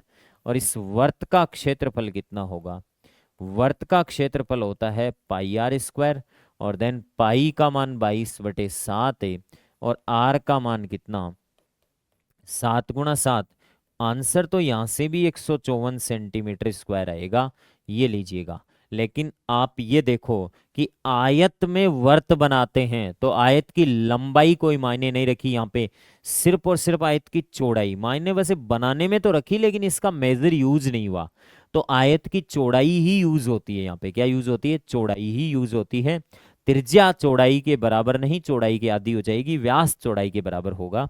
नेक्स्ट इसके बाद में अगला क्वेश्चन, 176 मीटर परिधि वाले किसी वर्ताकार पारक के, अरे वाह भाई, एक वर्ताकार पारक दिया है, इस पारक की परिधि आपको 176 वर्ग में सॉरी मीटर दे दी।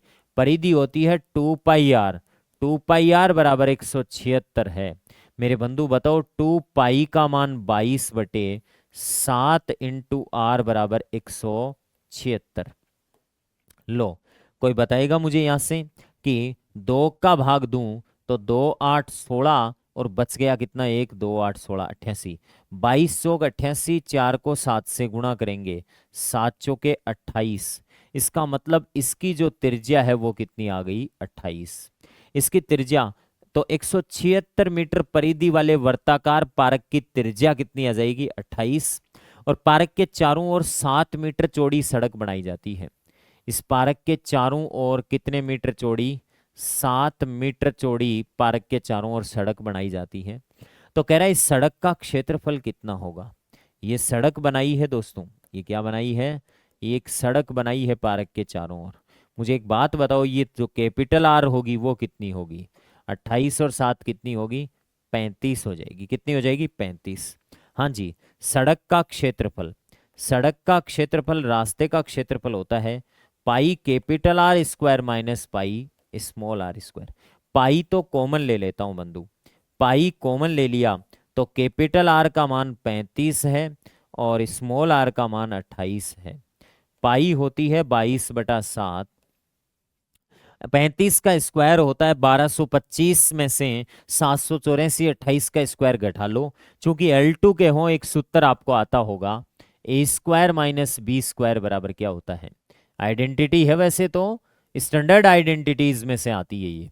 ए स्क्वायर माइनस बी स्क्वायर में को लिख सकते हैं ए प्लस बी इंटू ए माइनस बी। तो ये यार इजी पड़ेगा, ए प्लस बी तो 35 और 28 जोड़ दो, 8 और 5 13, और ये हो गया आपके पास में 5 और 1 6 63, और ए प्लस बी ए माइनस बी, 35 में से 28 घटाओ 7, 7 से 7 कट ही गया, 7 से 7 क्या हो गया?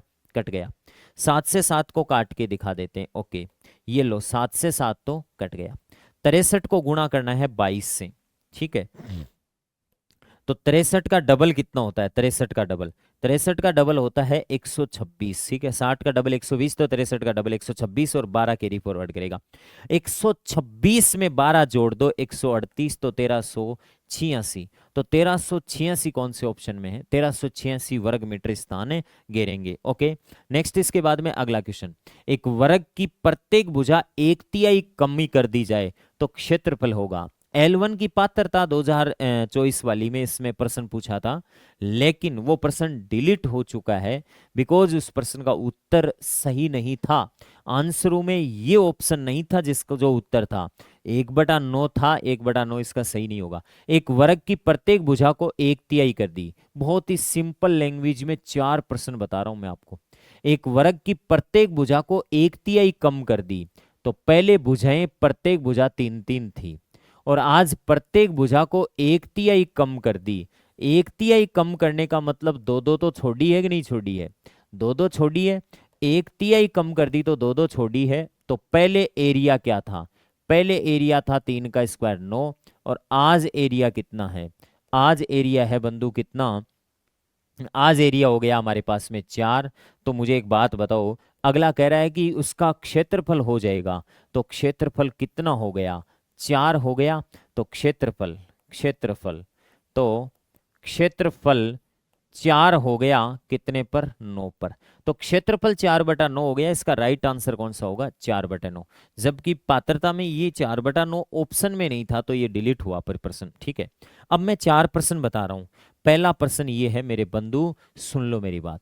1/3 कम कर दे, क्या कर दे, 1/3, 1/3 ढंग से लिख देता हूं मैं, 1/3। चलो इसको नीचे लिख देता हूं, ऊपर लिख देता हूं, 1/3 कम कर दी, 1/3 कम कर दी, तो क्षेत्रफल कितना हो गया, 4/9। और कमी पूछे, क्षेत्रफल, क्षेत्रफल कितना कम हो जाएगा, क्षेत्रफल कितना कम हो जाएगा पूछे, क्षेत्रफल कितना कम हो जाएगा पूछे, तो उत्तर होगा 9 से 4 हो गया तो कितना कम हो गया, 5 कम हो गया, कितने में से, 9 से। पूछे तो ये उत्तर दो, 5/9। 4 प्रश्न होते हैं। अब प्रश्न और बता देता हूं कौन कौन से होते हैं। अगला प्रश्न आपको पूछे, ये एक वर्ग की भुजा 3 है, कितनी है, 3 है। वर्ग की भुजा में उधर तो लिखा है 1/3 कमी, और आज मैं लिख रहा हूं वर्ग की भुजा को 1/3 करने पर, 1/3 करने पर कमी शब्द ना आए। कौन सा शब्द नहीं आए, कमी शब्द नहीं आए।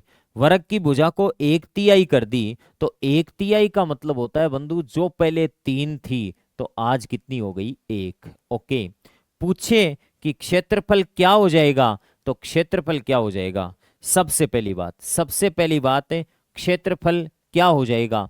तो क्षेत्रफल क्या हो जाएगा, तो मैं ये कह सकता हूं कि क्षेत्रफल हो जाएगा, क्षेत्रफल यहां पे हो जाएगा 1/9। ओके, पात्रता में पहले 1/9 माना कई बच्चों ने, वो 1/9 माना, लेकिन बंधु सुनो मेरी बात, प्रश्न ऐसे होता ना, एक वर्ग की भुजा को 1/3 कमी नहीं, 1/3 करने पर क्षेत्रफल क्या हो जाएगा, तब ये उत्तर होगा। लेकिन इसमें भी 2 उत्तर आते हैं।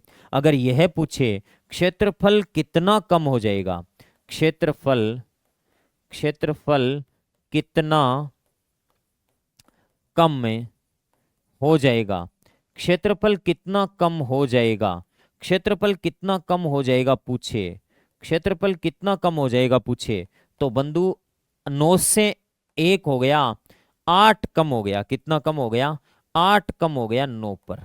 4 प्रश्न बता रहा हूं, ध्यान रखना, 4 प्रश्न। पहला प्रश्न, वर्ग की भुजा में 1/3 कमी करने पर क्षेत्रफल क्या होगा, 1/3 कमी करेगा तो 3 से 2 बचेगी, और क्षेत्रफल 4/9 होगा, और क्षेत्रफल में कमी 5/9 होगी। और वर्ग की भुजा को 1/3 करने पर, मतलब 3 से 1 करने पर क्षेत्रफल 1/9 होगा, और क्षेत्रफल में कमी 8/9 की होगी। 4 प्रश्न बोर्ड पे पड़े। ऊपर से मामला वो उठाए 1/3 कमी करे और क्षेत्रफल कितना कम हो जाएगा, दोनों सेम भाषा के प्रश्न। 1/3 कमी करे और क्षेत्रफल कितना होगा ये पूछ ले, अलग अलग भाषा के प्रश्न। क्षेत्रफल 1/3 करने पर, भुजा को 1/3 करने पर क्षेत्रफल कितना होगा, सेम भाषा के प्रश्न। भुजा को 1/3 करने पर क्षेत्रफल कितना कम हो जाएगा, अलग भाषा के प्रश्न। भुजा को इतनी करने पर क्षेत्रफल कितना कम होगा, भुजा को इतनी कम करने पर क्षेत्रफल कितना कम होगा या कितना होगा, ये सारी बातें आपको ध्यान होनी चाहिए। इस प्रश्न का उत्तर 4/9 होगा। और ये खुशी की बात है कि प्रयास एजू हब की जो टेस्ट सीरीज थी बंधु, उसमें मैंने ये प्रश्न दिया था, याद हो, नहीं याद हो तो आप उठा के देख लीजिएगा ये प्रश्न। और वहां हमने 4/9 माना है, मैंने कहा था 1/9 आए तो भी मत करके आना, लेकिन खुशकिस्मत थे कि 1/9 ऑप्शन में, 4/9 ऑप्शन में नहीं था और डिलीट हुआ ये प्रश्न। ठीक है, हाँ जी।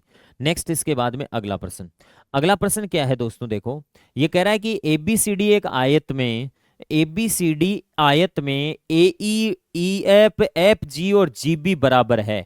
ये नीचे सब बराबर दे रखे हैं मेरे बंधु, ये इस प्रकार किसी आकृति बना के दे रखी है। ये लॉजिकल प्रश्न है साहब, ये लॉजिकल प्रश्न है। इस प्रश्न को तो कोई करेगा तो थोड़ा सा सोच के ही करेगा। इधर देखो लॉजिकल प्रश्न है, ये A हो गया, ओके, और फिर ये E हो गया, ओके, फिर उसके बाद में F हो गया, ठीक बात है, फिर उसके बाद में G हो गया, और फिर लास्ट में क्या हो गया, B। ये सब टुकड़े बराबर हैं, सब टुकड़े बराबर हैं मेरे बंधु, सब टुकड़े बराबर हैं। इसका मतलब जितना ये है उतना ये है, और उतना ये है, और उतना ही ये है। तो मैं एक बात पूछ लूं आपसे कि इसने जो छायांक इस आयत का क्षेत्रफल दिया है, आयत का क्षेत्रफल मेरे बंधु ये कितना है, ये पूरा एल मान लूं और इसको मैं बी मान लूं, तो आयत का क्षेत्रफल 64 है। आयत का क्षेत्रफल 64 है, तो मैं आपसे एक बात पूछूं, आयत में क्या क्या चीजें शामिल हो गई? आयत में तो होता है एल बी बराबर 64 है। एल बी बराबर कितना दिया है? 64। ये गिवन इंफॉर्मेशन है, ठीक है। एल बी बराबर कितना दिया है? 64। आयत का क्षेत्रफल 64 है क्योंकि आयत में ये एल है और ये आयत में क्या है? बी है। चलो ठीक है। अब कह रहा है कि छायांकित भाग का क्षेत्रफल कितना होगा। इसने कुछ भाग को शेडेड कर रखा है, शेडेड। छायांकित भाग वो ई एफ वाला है, ये वाला, ये छायांकित भाग। ये बंधु एक क्या बन रहा है, मुझे एक बात बताओ, ये एक त्रिभुज सा नहीं बन रहा है क्या? ये क्या बन रहा है? एक त्रिभुज बन रहा है। ये क्या बन रहा है? त्रिभुज बन रहा है। इस त्रिभुज में, इस त्रिभुज बन रहा है और इस त्रिभुज में आधार क्या है? कोई बता सकता है मेरे को आधार? इस त्रिभुज का आधार कितना है? इस त्रिभुज का आधार है पूरा ये जो आयत की लंबाई है ना, ये 1 2 3 4 भागों में बट गई, तो L/4 है। आयत की लंबाई का चौथा हिस्सा है आधार। और इसकी ऊंचाई क्या है? कोई बता सकता है ऊंचाई क्या है? इसकी ऊंचाई है बंधु, पूरा जो इस आयत की ऊंचाई है ना, वही ऊंचाई है इसकी। इस त्रिभुज की ऊंचाई बाहर से भी हो सकती है। ऐसे झुके हुए त्रिभुज होंगे ना बंधु, उनकी ऊंचाई इधर बाहर होगी, ठीक है। ऐसे सीधे खड़े हुए त्रिभुजों की ऊंचाई तो बीच में आएगी, लेकिन जैसे जैसे त्रिभुज ऐसे होता जाएगा, समकोण बनेगा, उस समय में ये ऊंचाई होगी और समकोण से इधर जाते ऊंचाई बाहर होगी, शीर्ष लंब बाहर जाएगा। ऊंचाई इसकी है ये बी, ऊंचाई इसकी क्या है? बी। तो बंधु ये कह रहा है त्रिभुज का क्षेत्रफल क्या होगा, छायांकित भाग का क्षेत्रफल क्या होगा? त्रिभुज का क्षेत्रफल होता है 1/2, इसका आधार, आधार कितना है? L/4 इंटू ऊंचाई, ऊंचाई कितनी है? बी, ऊंचाई कितनी है? बी।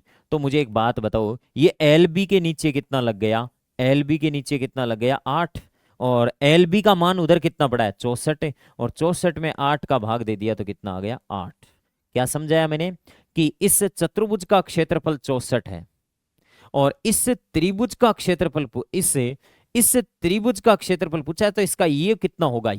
ये पूरा जितना भी है इसका चौथा हिस्सा हो जाएगा, क्योंकि चारों टुकड़े आपस में बराबर है, तो चौथा हिस्सा हो जाएगा, तो L/4 हो जाएगा और इसकी ऊंचाई भी हो जाएगी। तो L/4 इंटू बी का हाफ ही त्रिभुज का क्षेत्रफल होगा 1/2 आधार गुणा ऊंचाई। तो ये एल बी का मान 64 है, 64 में 8 का भाग लगा दो। कितना लॉजिकल प्रश्न है, आप देख सकते हो। तो यहां से राइट आंसर इसका कौन सा हो जाएगा? 8 वर्ग सेंटीमीटर हो जाएगा। ओके दोस्तों, नेक्स्ट इसके बाद में अगला, किसी वर्त का क्षेत्रफल a और त्रिज्या r है तो परिधि c हो। तो इनमें संबंध पूछा है बंधु।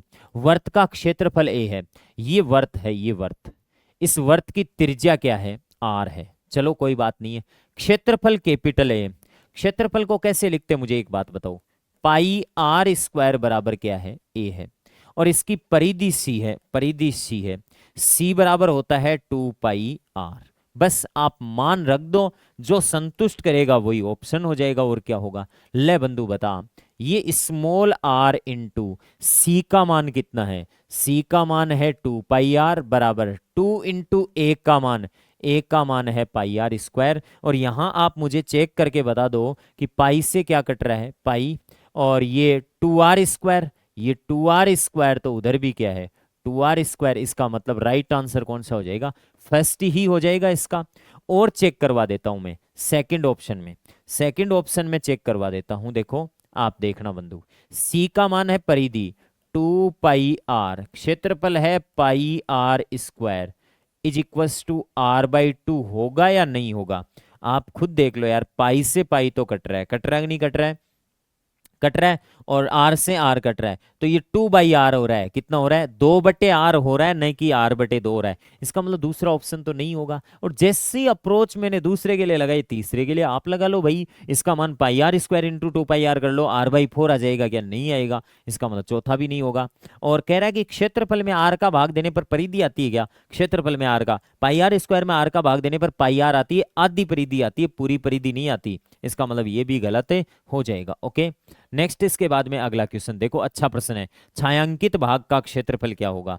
मेरे बंधु एक बात बता दो मुझे, पहले तो मैं एक बात पूछ लूं आपसे कि ये जो आपको आकृति दे रखी है PQRS, PQRS की प्रत्येक भुजा बराबर है। PQRS की ये 20 है, ये 20 है, ये 20 है और ये 10 है।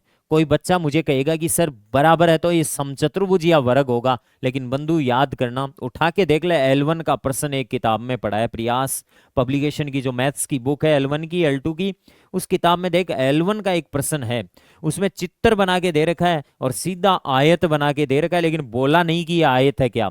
तो बंधु जब कुछ भी नहीं बोले और सीधा बना हुआ है तो अपन को कुछ सामान्य बात करते हुए सीधा इसको वर्ग की तरफ ले जाना है, जब सीधा खड़ा है तो। ओके, वर्ग का क्षेत्रफल क्या होता है बंधु? वर्ग का क्षेत्रफल, आपको छायांकित भाग का क्षेत्रफल पूछा है, तो पी क्यू आर एस का, तो एरिया, तो मैं कहूंगा area of A P Q R S, वर्ग का क्षेत्रफल हो जाएगा 20 20 20 20 कितना, 400। वर्ग का क्षेत्रफल कितना होगा, 400। छायांकित भाग का क्षेत्रफल निकालना है तो त्रिभुजों का क्षेत्रफल घटा दो इसमें से, त्रिभुजों का क्षेत्रफल। मेरे बंधु बता इसका एरिया कितना आएगा, इस भाग का एरिया, इस भाग का एरिया आएगा 1/2, इसका आधार 10 है और ऊंचाई भी 10 है, समकोण त्रिभुज बन गया। तो 10 × 10 से ये टोटल मेरे पास में कितना आ गया, 50।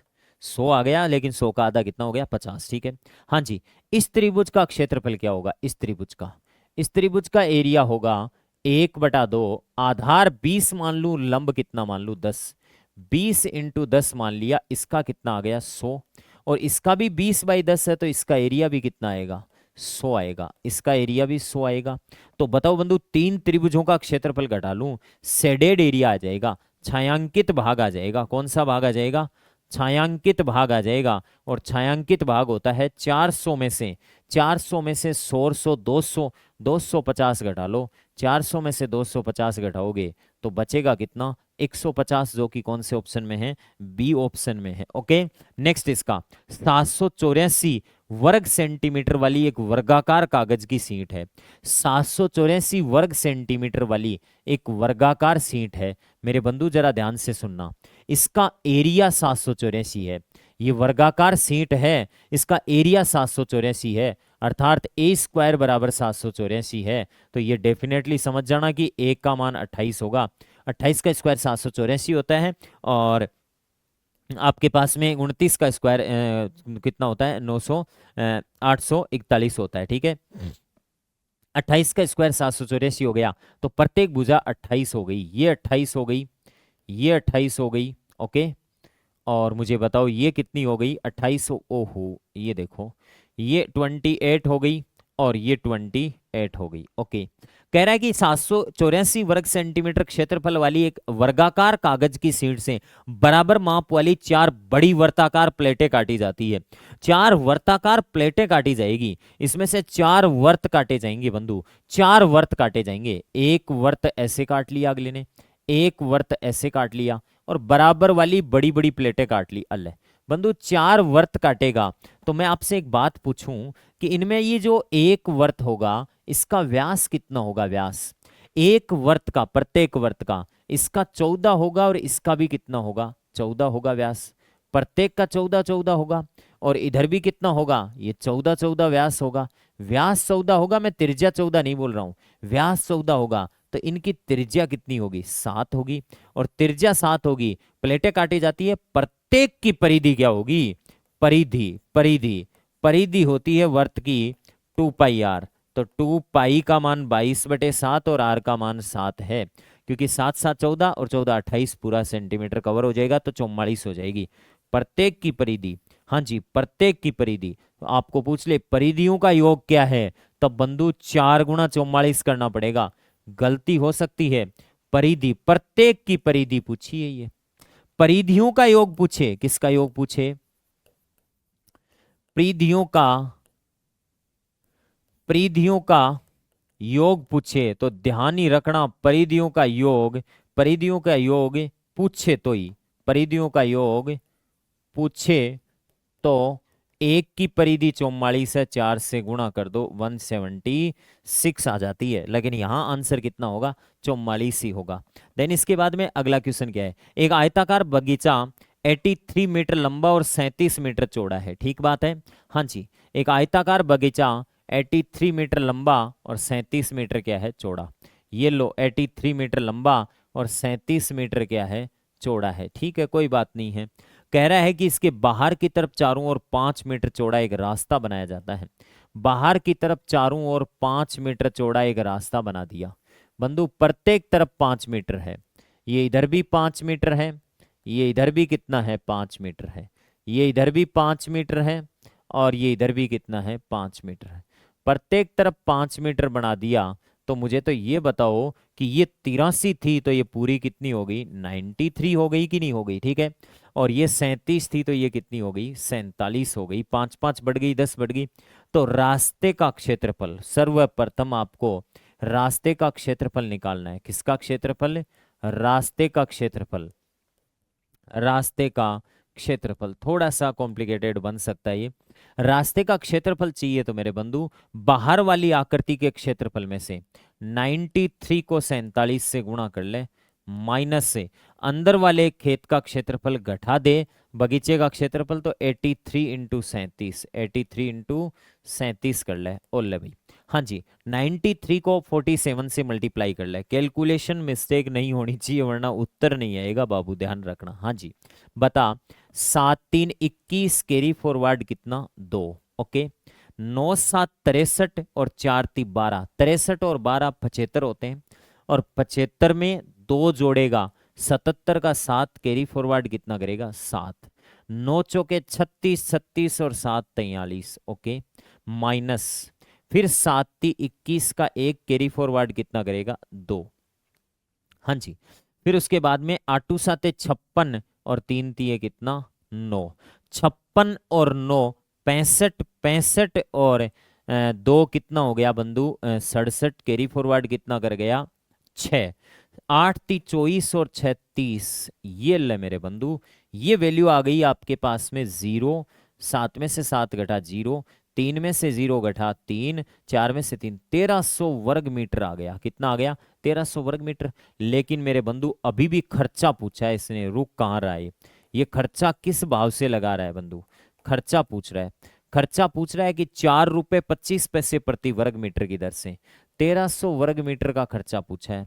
तो 1300 को 4 रुपए 25 पैसे 4.25 से गुणा कर दो मेरे बंधु। ये पॉइंट तो 2 जीरो से कट गया, 13 पंजो 65, कैरी फॉरवर्ड 6 कर गया, 13 दूनी 26 और 6 32, 3 कैरी फॉरवर्ड, 13 चौके 52 और 3 55।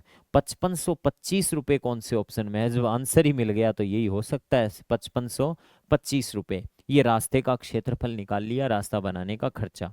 ये मल्टीप्लाई आप अपने हिसाब से कर लेना, 93 को 47 से मल्टीप्लाई ऐसे भी कर सकते हो कि 93 को 47 से मल्टीप्लाई करना है तो ऐसे अपने हिसाब से कर लेना। ओके, वरना कहते हैं कि पहले इन दोनों को गुणा कर लो, मान लिख लो, जो कैरी फॉरवर्ड करे उसको याद रख लो, फिर इनको क्रॉस मल्टीप्लाई कर लो, फिर जोड़ के जो कैरी फॉरवर्ड करा था उसको जोड़ दो, और फिर इधर वाले दाई के अंकों को गुणा करके, और कोई कैरी फॉरवर्ड है तो जोड़ के मान लिख दो। नेक्स्ट इसके बाद में अगला, समबाहु त्रिभुज के अंदर स्थित किसी बिंदु से इसकी तीनों भुजाओं पर डाले गए लंबों की लंबाई और इसकी भुजा में संबंध क्या होता है? इसकी भुजा में और लंबों की लंबाई में संबंध होता है 2/√3। कितना होता है 2/√3 P1 + P2 + P3, P2 + P3। इससे इसकी सीधी भुजा निकल जाती है, ये संबंध होता है। या फिर कह सकते हैं कि तीनों लंबों को जोड़ लो, ये ऊंचाई आ जाती है। कहते हैं कि P1 + P2 + P3, P1 + P2 + P3 इसकी ऊंचाई आ जाती है। क्या आ जाती है? ऊंचाई आ जाती है, बिकॉज ऊंचाई होती है √3/2a, और ये √3/2a का ही मान है, ये P1 + P2 + P3 √3/2a का ही मान है। क्या ही मतलब है हमें 2/√3 P1 + P2 + P3, √3 2√3 और 5√3, 5 और 2 7 और 1 कितना 8, 8 √3 आ गया। आया कि नहीं आया? √3 से √3 कट जाएगा, 8 दूनी कितनी आ गई 16। समबाहु त्रिभुज की भुजा 16 आ गई तो बंधु इसका परिमाप है, समबाहु त्रिभुज का परिमाप होता है 3a, और 3a इसका परिमाप होता है, तो 16 3 कितना हो जाएगा 48। तो ये हो जाएगा परिमाप सेंटीमीटर में कितना होगा 48 होगा। ओके, देन नेक्स्ट अगला क्वेश्चन, एक वर्ग और एक समबाहु त्रिभुज का परिमाप समान है, वर्ग का विकिरण दे रखा है। ओके ओके ओके बंधु, वर्ग का विकिरण दे रखा है। एक वर्ग और एक समबाहु त्रिभुज का परिमाप समान है, वर्ग का विकिरण दे रखा है। वर्ग का विकिरण 12 √2 है, वर्ग का विकिरण कितना है 12√2।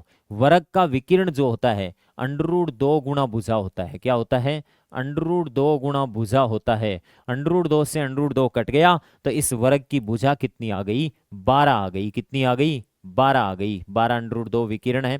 एक वर्ग और एक समबाहु त्रिभुज का परिमाप समान है। वर्ग का परिमाप किसका परिमाप है वर्ग का परिमाप बराबर है वर्ग का परिमाप बराबर है समबाहु त्रिभुज का परिमाप। कैसे त्रिभुज का परिमाप समबाहु त्रिभुज का परिमाप। वर्ग और एक समबाहु त्रिभुज का परिमाप समान है। वर्ग का परिमाप होता है 4 गुणा इसकी भुजा 12 चौके 48। समबाहु त्रिभुज का परिमाप होता है 3 गुणा इसकी भुजा 3 गुणा इसकी भुजा। ओके 3 का भाग 4 बार तो ये आ गया 16। इसको वैसे भी कर सकते थे। वर्ग का परिमाप 48 है तो समबाहु त्रिभुज का परिमाप 3 भुजाओं का योग 48 है तो प्रत्येक भुजा 16 होगी। समबाहु त्रिभुज का क्षेत्रफल समबाहु त्रिभुज का क्षेत्रफल तो बताओ क्षेत्रफल होता है √3/4 इंटू भुजा का स्क्वायर। √3/4 गुणा भुजा का स्क्वायर तो √3/4 गुणा भुजा इसकी 16 है तो 16 इंटू 16।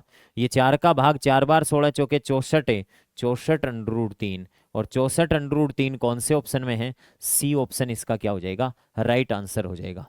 ओके दोस्तों नेक्स्ट इसके बाद में अगला प्रश्न क्या है। दिए गए चित्र में एक बगीचे का आकार मध्य में आयताकार है बीच में आयताकार है।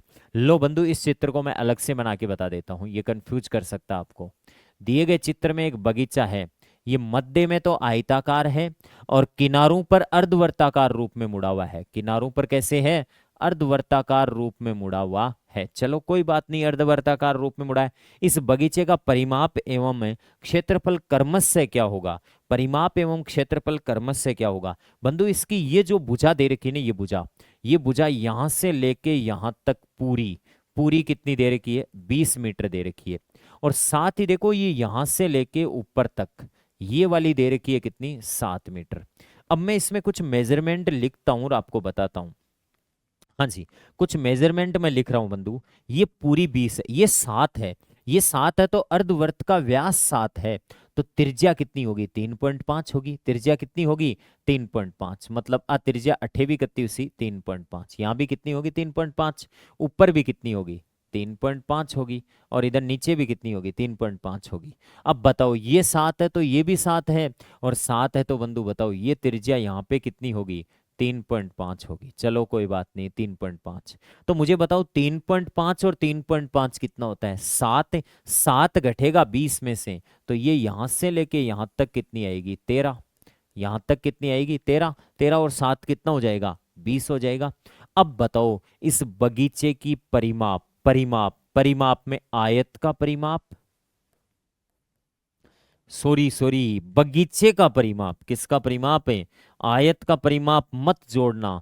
तो कह रहा है कि इस बगीचे का परिमाप अच्छा बगीचे का परिमाप मेरे बंधु बगीचे का परिमाप इधर निकालता हूं।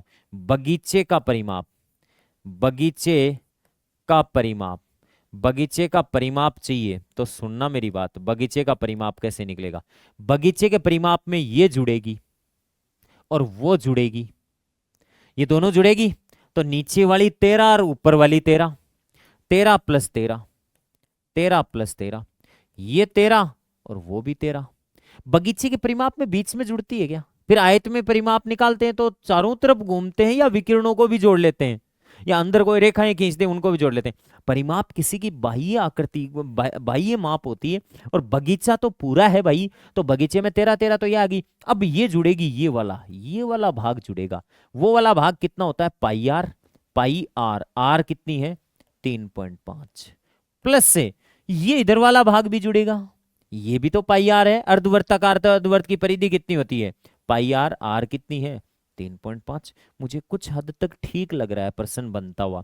13 और 13 तो कितना हो गया 26 प्लस पाई दोनों की कॉमन ले लूं 3.5 + 3.5 ले बता भाई 26 + 22/7 गुणा 3.5 में 3.5 जोड़ते हैं तो 7 से 7 घट गया और 7 से 7 कट गया मेरे बंधु, तो ये हो गया 8 और ये 4 48।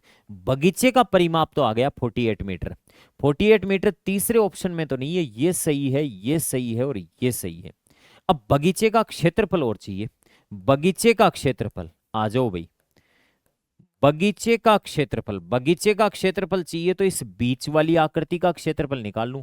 आयत का क्षेत्रफल होता है लंबाई 13 गुणा चौड़ाई कितनी है 7, आयत का क्षेत्रफल आ गया, प्लस से 2 अर्धवर्तों का क्षेत्रफल पाई आर स्क्वायर बटे 2, पाई आर स्क्वायर, आर कितना है 3.5 का स्क्वायर बटे 2, प्लस इधर वाले अर्धवर्त का क्षेत्रफल पाई आर स्क्वायर बटे 2, 3.5 का स्क्वायर बटे 2। कोई मुझे कहेगा कि सर एक वर्त का क्षेत्रफल जोड़ लो ना, अरे तो बात एक ही है यार, 13 7 91 में तो आ ही गया, और एक वर्त का क्षेत्रफल जोड़ लूं, पाई आर स्क्वायर बटे 2 प्लस पाई आर स्क्वायर बटे 2, 2 पाई आर स्क्वायर बटे 2 में 2 कट जाएगा, पाई पाई का मान 22/7 है।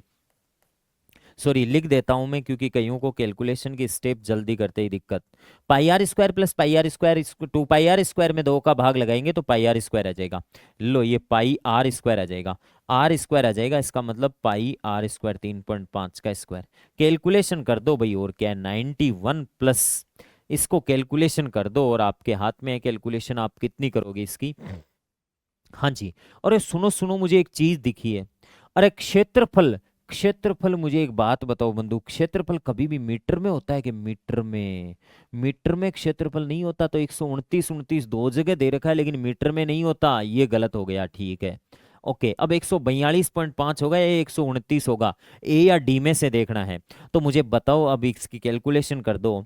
तो ये कैलकुलेशन करी हुई है इसकी, इसको पाई को लिख सकते हैं 22/7 है, 3.5 का स्क्वायर को मतलब होता है 35/10 गुणा 35/10। ये लो साहब, ये कैलकुलेशन कर दो आप। तो इसकी कैलकुलेशन मैं कर देता हूँ, देखो क्या होगी।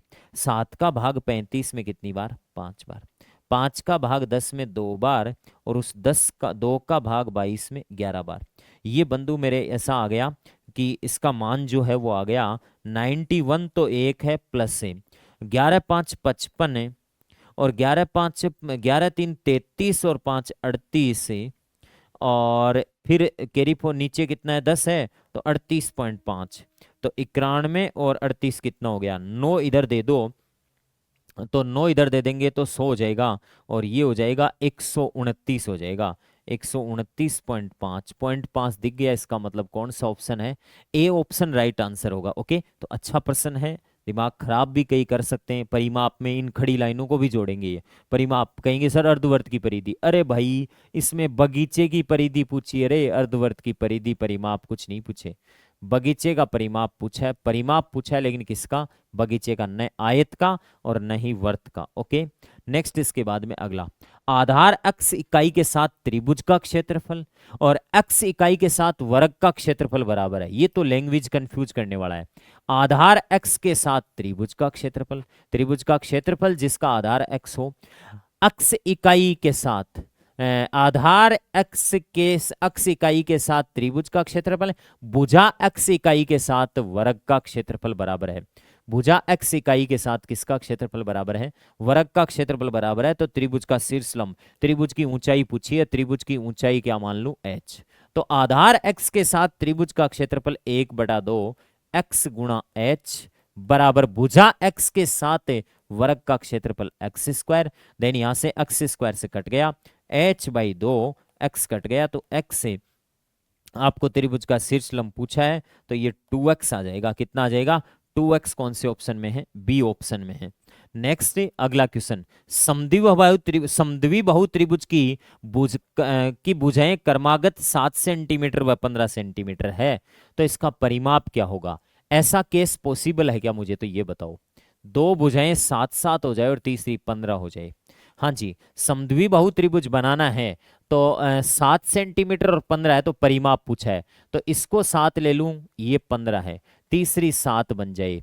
यहां से कोई मुझे कहेगा कि परिमाप सर 7 और 7 14, और 14 और 15 29 आ रहा है, लेकिन यह त्रिभुज संभव नहीं है, लेकिन लेकिन लेकिन यह त्रिभुज असंभव है। क्या है, असंभव है, बनेगा ही नहीं, बनेगा ही नहीं। क्यों नहीं बनेगा भाई? दो भुजाएं साथ साथ हो गई, नहीं बनेगा, मैंने कह दिया तो नहीं बनेगा बस। क्यों नहीं बनेगा कि सर? इसलिए नहीं बनेगा क्योंकि दो भुजाओं का योग तीसरी भुजा से क्या होता है? अधिक। तो ये समद्विबाहु त्रिभुज ऐसा बनेगा, दो भुजाएं आपको लेनी पड़ेगी 15-15, और तीसरी भुजा क्या लेनी पड़ेगी? 7, और यहां से परिमाप निकालोगे तो 15 और 15 30, और 7 कितना? 37 को फॉलो करेगा। ओके, 29 नहीं करेगा, त्रिभुज बनना संभव नहीं है, क्योंकि दो का योग 7 और 7 14, 7 + 7 14, दो का योग तीसरी 15, दो का योग तीसरी से क्या पड़ रहा है? छोटा, जो कि क्या है? त्रिभुजे नहीं बनेगा। ओके, नेक्स्ट इसके बाद में अगला क्वेश्चन, एक आयत तथा वर्ग का परिमाप समान है, किसका क्षेत्रफल ज्यादा होगा? बंधु परिमाप समान, या तो सीधा रट्टा मार दो, परिमाप क्या है? समान। परिमाप समान तो, परिमाप समान तो क्षेत्रफल, परिमाप समान तो क्षेत्रफल, क्षेत्रफल किसका ज्यादा होता है? परिमाप समान होता है तो क्षेत्रफल आयत से ज्यादा, आयत से ज्यादा वर्ग का होता है, और वर्ग से ज्यादा किसका होता है? वर्त का होता है। परिमाप समान है तो। ओके, और इसके बाद में दूसरी बात, यदि क्षेत्रफल समान है, क्या समान है? क्षेत्रफल समान तो, क्षेत्रफल समान तो परिमाप, क्षेत्रफल समान तो परिमाप, परिमाप में उल्टे हो जाएंगे भाई। परिमाप किसका ज्यादा होता है? आयत का। परिमाप आयत का ज्यादा किससे होता है? वर्ग से। और वर्ग का परिमाप किससे ज्यादा होता है? वर्ग से। ओके, तो इससे यदि वर्ग और आयत का परिमाप समान है तो किसका क्षेत्रफल ज्यादा होगा? वर्ग का क्षेत्रफल ज्यादा होगा। यहां से तो ये इंफॉर्मेशन मिल रही है। इसका एक ऑल्टरनेट तरीका देख लो ना यार, एग्जाम में मान लो कुछ याद नहीं रहा, गड़बड़ हो गया, वर्ग और आयत का परिमाप समान है, ओल ले भया वर्ग और ओल ले आयत, आल ले भया। कोई भी एग्जाम्पल ले ले, कोई भी, मैं कह रहा हूं कुछ भी एग्जाम्पल ले ले, आयत और वर्ग का परिमाप समान है। वर्ग का परिमाप ले लेता हूं मैं 48, और आयत का परिमाप भी ले लेता हूं कितना? 48। ले लिया, ले लिया। आयत और वर्ग के परिमाप समान है, तो बंधु 12 चौके 48 होती है, प्रत्येक भुजा 12 12 होगी, और इसकी 24 होनी चाहिए, मतलब ये 4 ले लूं और ये ले लूं 20 ले लूं, तो ये भी 20 होगी और ये कितनी होगी? 4। हाँ जी, कह रहा है किसका क्षेत्रफल ज्यादा होगा? इसका क्षेत्रफल होगा 12 का स्क्वायर 144, और इसका क्षेत्रफल जनाब का होगा 20 के 80। किसका क्षेत्रफल ज्यादा है? ज्यादा किसका है? वर्ग का है, तो वर्ग का क्षेत्रफल क्या होगा? ज्यादा। ओके, देन लास्ट क्वेश्चन आज का, सीरीज से जुड़े रहिएगा, अभी भी और क्वेश्चन हमारे सब्जेक्ट एक्सपर्ट्स करवाएंगे आपको साइंस के। एक घोड़ा 30 मीटर लंबी रस्सी से खूंटे से बंधा हुआ है। एक घोड़ा 30 मीटर लंबी रस्सी से, 30 मीटर लंबी रस्सी से खूंटे से बंधा हुआ है। जब घोड़ा रस्सी को कसी हुई रखते हुए वर्ताकार पथ पर घूमता है तो केंद्र पर 105 डिग्री का कोण बनता है। केंद्र पर 105 डिग्री का कोण बन जाता है। घोड़ा ऐसे चलता है, ऐसे घोड़ा इस तरीके से चलता है। जब इस तरीके से चलता है तो केंद्र पर कितना कोण बनता है? 105 डिग्री का। तो कह रहा है कि ज्ञात कीजिए घोड़े द्वारा प्रारंभिक स्थिति से कितनी दूरी तय की गई। चाप की लंबाई, मेरे बंधु बताओ, चाप की लंबाई, आर्क को अपन एल से लिखते हैं। चाप की लंबाई का सूत्र होता है 2πr/360 इंटू थीटा। बंधु दो चीजें बता देता हूं आपको, एक चाप की लंबाई और एक तिरछे खंड का क्षेत्रफल। लेकिन चाप की लंबाई आ जाएगी 2πr, 2/22/7। आर का मान कितना है? 30 मीटर लंबी रस्सी से बंधा है, अपॉन में 360 इंटू थीटा कितना है? 105 डिग्री का है। ओके, हाँ जी, देखो कैंसिल आउट कर देते हैं, कुछ वैल्यूज काट देते हैं।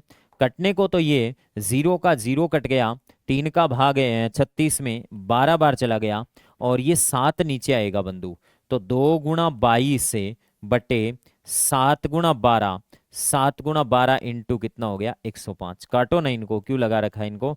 7 का भाग दिया, 7 एकम 7, 7 5 35, ठीक है 15। 3 का भाग 4 बार, 3 का भाग 5 बार, 2 का भाग 2 बार, 2 का भाग 11 बार, 11 को 5 से गुणा किया 55 मीटर आ गया। कितने मीटर दूरी तय करेगा? 55 मीटर दूरी तय करेगा। ए ऑप्शन सही है। एक तो चाप की लंबाई होती है और एक त्रिज्या खंड का क्षेत्रफल होता है। किसका क्षेत्रफल? त्रिज्या खंड का क्षेत्रफल।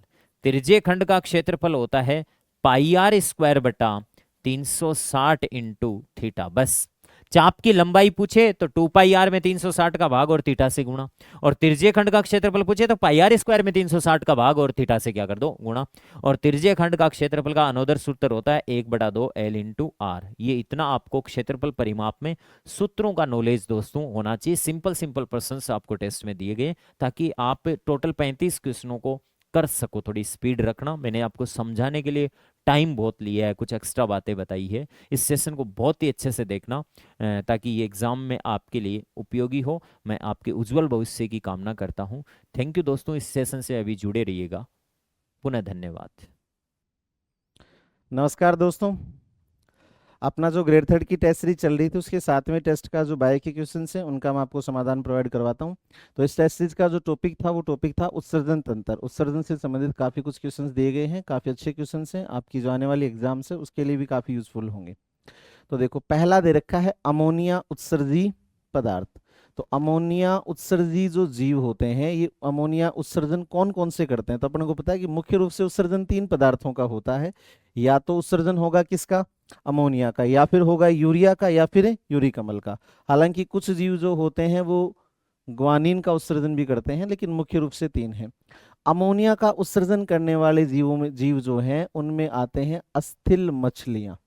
आपको पता है कि अमोनिया के उत्सर्जन में बहुत ज्यादा पानी की जरूरत पड़ती है, तो जो जीव पानी में पाए जाते हैं वही अमोनिया का उत्सर्जन करते हैं। और मछलियां 2 प्रकार की होती हैं, अस्थिल मछलियां और उपास्थल मछलियां। तो अस्थिल मछलियां जो होती हैं वो अमोनिया उत्सर्जी होती हैं। दूसरा जो है वो है बोमेन संपुट। तो बोमेन संपुट हमें पता है किसका भाग है? बोमेन संपुट जो होता है वो वृक्क नलिका का भाग है, यानी किडनी की जो नलिका होती है, नेफ्रॉन की जो नलिका होती है उसका भाग है। तो ये इससे मैच कर रहा है। तीसरा ऑप्शन है यूरिक अम्ल का उत्सर्जन। तो हमें पता है यूरिक अम्ल का उत्सर्जन पक्षियों में होता है, कीटों में होता है, सरीसृपों में होता है, कुछ उभयचर भी करते हैं। तो यहाँ पर अगर मैच करना चाहें तो देखो, पहला मैच हो रहा है तो सी के साथ मैच हो रहा है फर्स्ट, और फिर बच गया डी। डी के साथ कौन मैच हो जाएगा? तीसरा, समुद्री मछलियां। समुद्री मछलियां मतलब खारे पानी की मछलियां, और खारे पानी की जो मछलियां होती हैं उनको कहते हैं उपास्थल मछलियां। उपास्थल मछलियां। तो ये आपको याद रखना है। देखिए, मैच कीजिए। ए में 2, ए में 2, बी में 4, बी में 4। पहला जो ऑप्शन है वो ये आपका सही हो रहा है। चलते हैं अगले प्रश्न पे। तो अगला प्रश्न है निम्नलिखित कथनों पर विचार कीजिए। निम्नलिखित कथनों पर विचार कीजिए। तो 117 के जो क्वेश्चन है उसमें जो दिए गए कथन है उन पर विचार करना है। पहला कथन है एक कोशिकीय जीव, यानी जो एक ही कोशिका से बने, वो भोजन ग्रहण करने, गैसों के आदान प्रदान करने तथा अपशिष्ट के उत्सर्जन के लिए किसी विशेष अंग की आवश्यकता नहीं होती। बिल्कुल सही बात है, क्योंकि जब एक ही कोशिका है तो उससे अंग बनेंगे नहीं, सारे काम उस कोशिका के द्वारा ही किए जाएंगे। तो पहला स्टेटमेंट जो है वो सही है। दूसरा स्टेटमेंट कह रहा है कि बहुकोशिकीय जीव, यानी जो बहुत सारी कोशिकाओं से बनते हैं, उनकी सभी कोशिकाएं अपने आसपास के पर्यावरण के सीधे संपर्क में। गलत बात।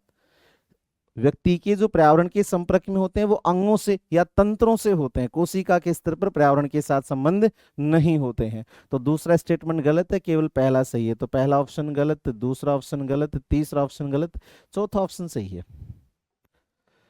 अगला जो क्वेश्चन है वो है कि निम्नलिखित में से सही कथन कौन सा है? तो पहला स्टेटमेंट है वृक्क उदर गुहा में डायफ्राम के नीचे। बिल्कुल सही बात है। मेरुदंड के दोनों ओर स्थित होते हैं, ये बात भी सही है। मनुष्य में मुख्य उत्सर्जी अंग वृक्क यानी किडनी है, ये बात भी सही है। पहला भी सही है, दूसरा भी सही है। मनुष्य का मुख्य उत्सर्जी पदार्थ यूरिया है, ये भी सही है। हमें सही कथन का चयन करना है, तो उपयुक्त सभी और कथन सही हैं। तो आपके क्वेश्चन का राइट आंसर हो जाएगा डी ऑप्शन। अगला जो प्रश्न है वो क्या कह रहा है? तो अगला प्रश्न कह रहा है कि निम्नलिखित में से असत्य कथन यानी गलत कथन की पहचान करनी है। शरीर से बाहर मशीनों की सहायता से रक्त का शुद्धिकरण डायलिसिस कहलाता है। बिल्कुल, जब किडनी खराब हो जाती है तो मशीन के द्वारा डायलिसिस किया जाता है। ग्लोमेरुलस हाइड्रोलिक दाब के रक्त के शुद्धिकरण को परानिषंदन कहा जाता है, ये बात भी सही है। हमें असत्य कथन चूज करना है, ठीक है। तो ये बात भी सही है। परानिशंदन कहते हैं ग्लोमेरुलस के में जो जीएचपी जो होता है, ग्लोमेरुलस हाइड्रोस्टेटिक प्रेशर जो होता है, इसकी वजह से जो खून को साफ किया जाता है उसको परानिशंदन कहते हैं। अगला है हेनले लूप का आकार अंग्रेजी के डब्लू, ये गलत हो गया। अभी हेनले के लूप का आकार होता है अंग्रेजी के यू आकृति का, तो सी ऑप्शन जो है वो गलत हो गया। और अगला कह रहा है कि बोमेन संपुट और ग्लोमेरुलस दोनों को मिलाकर के मेल पीघी संरचना कहते हैं, ये भी सही बात है। तो सी ऑप्शन जो है वो आपका सही उत्तर हो गया। निम्नलिखित में से कौन सा जो कथन है वो उत्सर्जन के संदर्भ में सही है? तो देखो क्वेश्चन को पढ़िए, कौन सा कथन जो है वो उत्सर्जन के संदर्भ में सही है? सही कथन का हमें चूज करना है। तो देखिए पहला जो कथन है वो कह रहा है कि वृक्क ग्लोमेरुलर निस्यंदन का 2/3 भाग पुनः अवशोषित कर लेता है। बिल्कुल अवशोषित कर लेता है? नहीं, 2/3 नहीं अवशोषित करता। 2/3 का मतलब तो केवल कितना हुआ, 66%। जबकि अवशोषण जो होता है वो होता है 98 से 99% तक। तो पहला हो गया गलत, हमें चूज करना है सही कथन। दूसरा कह रहा है कि हेनले लूप की अवरोही भुजा मतलब ऊपर जाती हुई भुजा जल के लिए अपारगम्य होती है, ये भी गलत है, क्योंकि आरोही भुजा जल के लिए अपारगम्य होती है, तो ये भी गलत हो गया।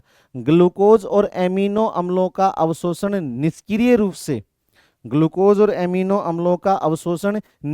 रूप से रेनाल ट्यूबल में होता है।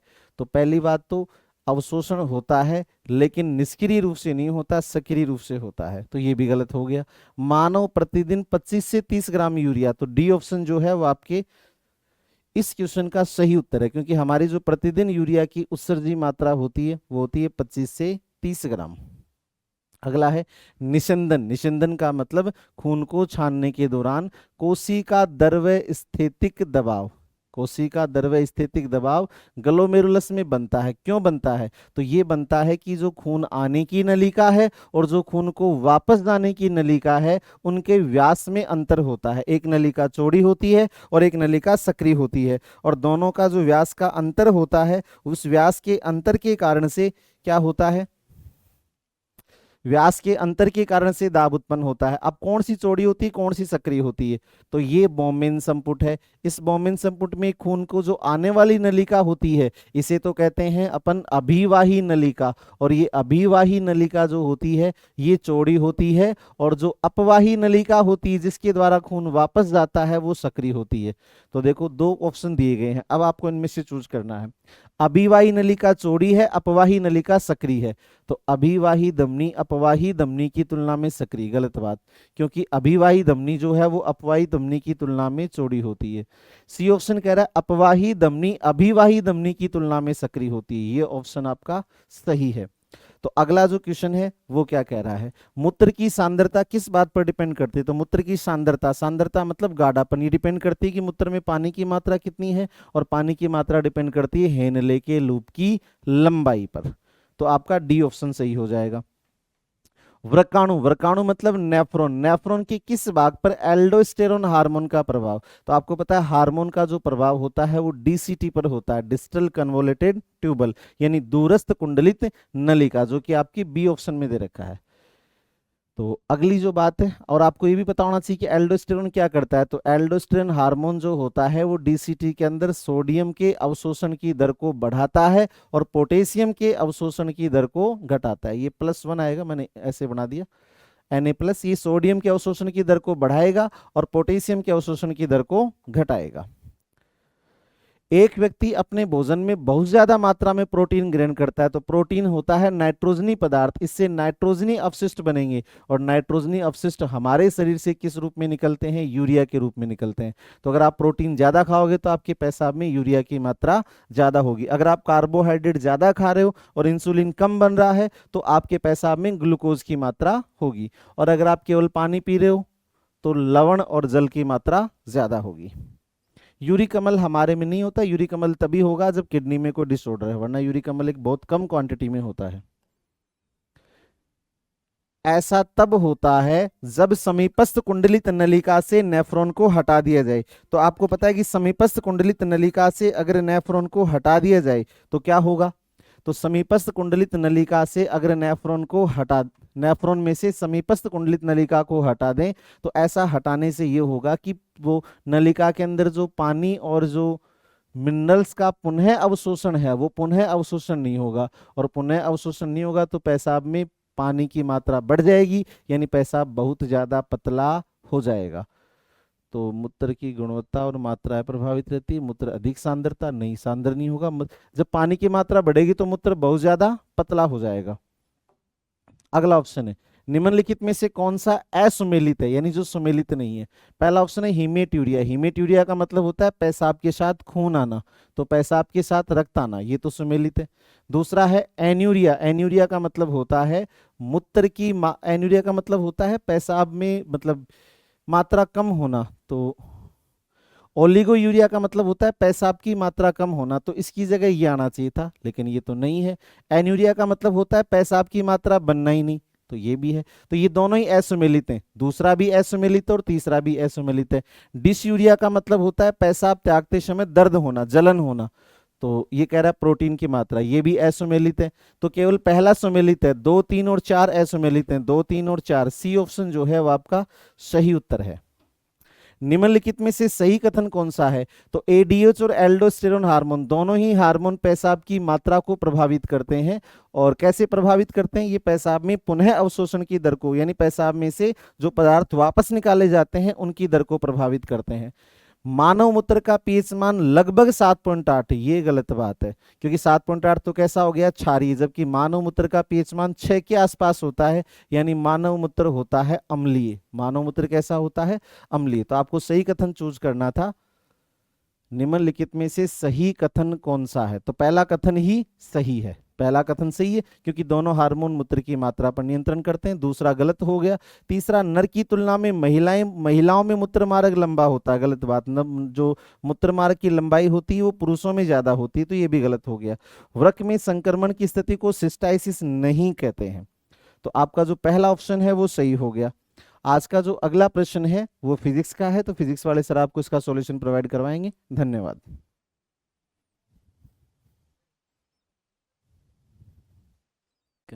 डियर स्टूडेंट, सभी को नमस्कार। प्रयास के ऑनलाइन प्लेटफॉर्म पर आप सभी का स्वागत है।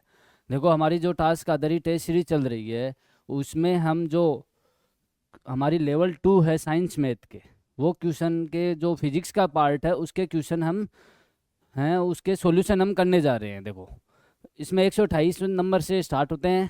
पहला प्रश्न दे रखा है, इसमें 2 विद्युत बल्ब हैं, समांतर क्रम में जोड़ दिए उनको, उनकी शक्तियाँ 25 वाट और 100 वाट है, तो कौन सा बल्ब ज़्यादा चमकेगा? देखो, 2 बल्ब है हमारे पास, एक बल्ब ये है, दूसरा बल्ब क्या किस में जोड़े थे उसको? समांतर क्रम में। दूसरा बल्ब ये है, 2 बल्ब हैं और उनको कब जोड़ दिया? कह रहा है कि उनको समांतर क्रम में जोड़ दिया। एक कितना है? 25 वाट है, दूसरा है 100 वाट। एक की शक्ति क्या है? 25 वाट है, दूसरे की 100 वाट है। अब कह रहे हैं कि कौन सा बल्ब ज़्यादा चमकेगा? हम जानते हैं समांतर क्रम में जोड़ेंगे। समांतर क्रम में क्या होता है? वोल्टेज होता है, वो क्या रहता है? समान रहता है। वोल्टेज क्या रहता है? समान रहता है। तो होता क्या है? तो बल्ब की शक्ति कैसे होगी? शक्ति हम निकाल सकते हैं बल्ब की, P बराबर V² अपॉन R। P बराबर V² अपॉन R होता है।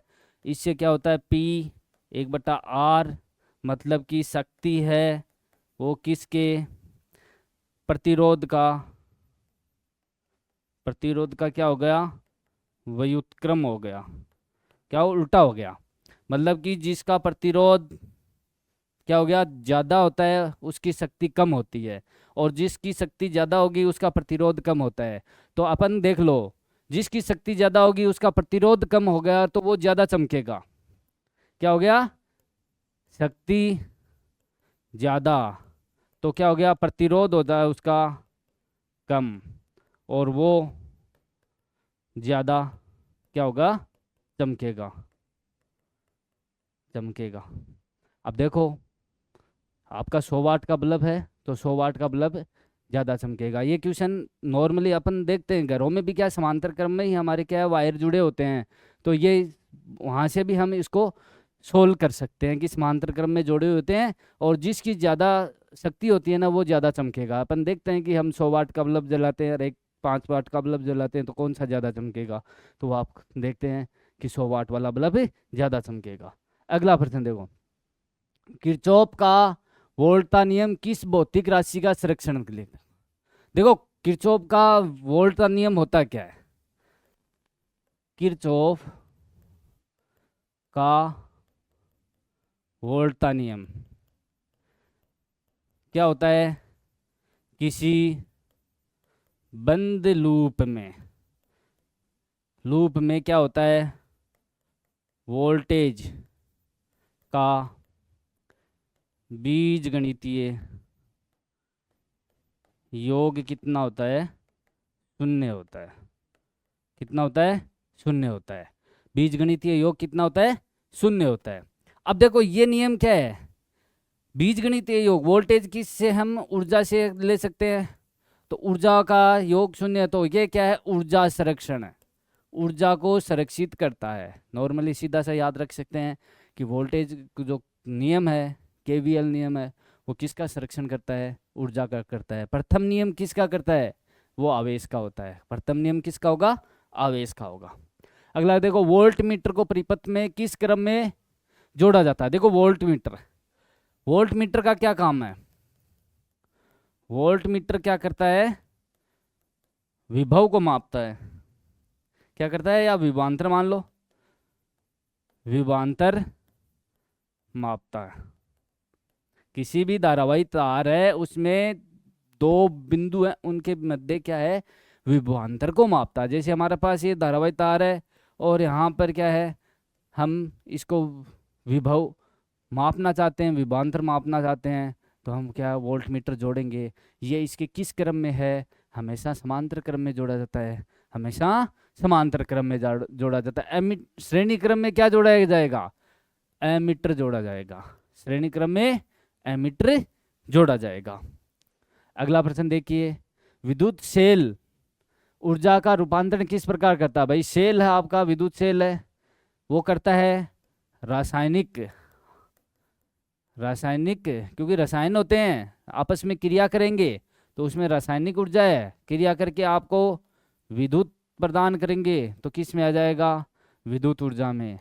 विद्युत धारा प्रवाहित होती है तो विद्युत ऊर्जा में, तो क्या है, रासायनिक ऊर्जा का विद्युत ऊर्जा में। ऑप्शन नंबर सी इसका सही है। अगला प्रश्न देखिए, चुंबकीय प्रेरण की घटना के फलस्वरूप प्रेरित धारा सदैव अपने उत्पन्न होने का विरोध करती है।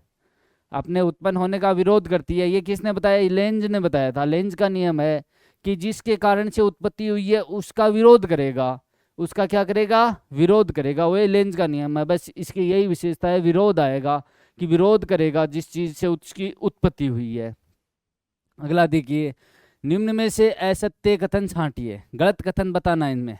देखो वोल्ट मीटर का प्रतिरोध अनंत होता है, सही बात है भाई, वोल्ट मीटर का प्रतिरोध अनंत होता है, तभी इसको क्या है, किस में क्रम में जोड़ते हैं, समांतर क्रम में।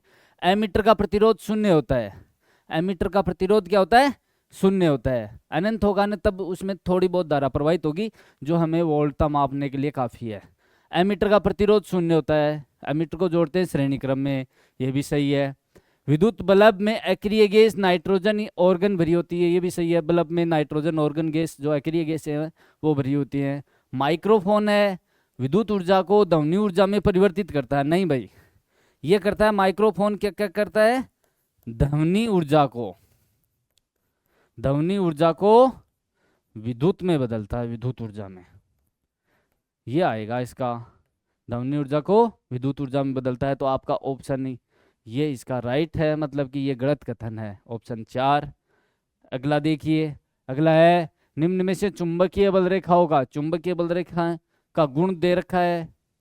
चुंबकीय बल रेखाएं एक दूसरे को काटती नहीं है, नहीं काटती हैं, सही बात है, नहीं, अगर काटेंगी तो क्या है, कटान बिंदु पर दो दिशाएं हो जाती हैं, तो ये नहीं काटेंगी।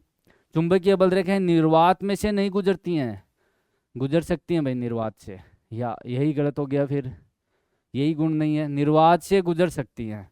चुंबकीय बल रेखा हमेशा बंद वक्र बनाती हैं, सही बात है। चुंबकीय बल रेखा चुंबक के अंदर S से N और बाहर N से S चलती हैं।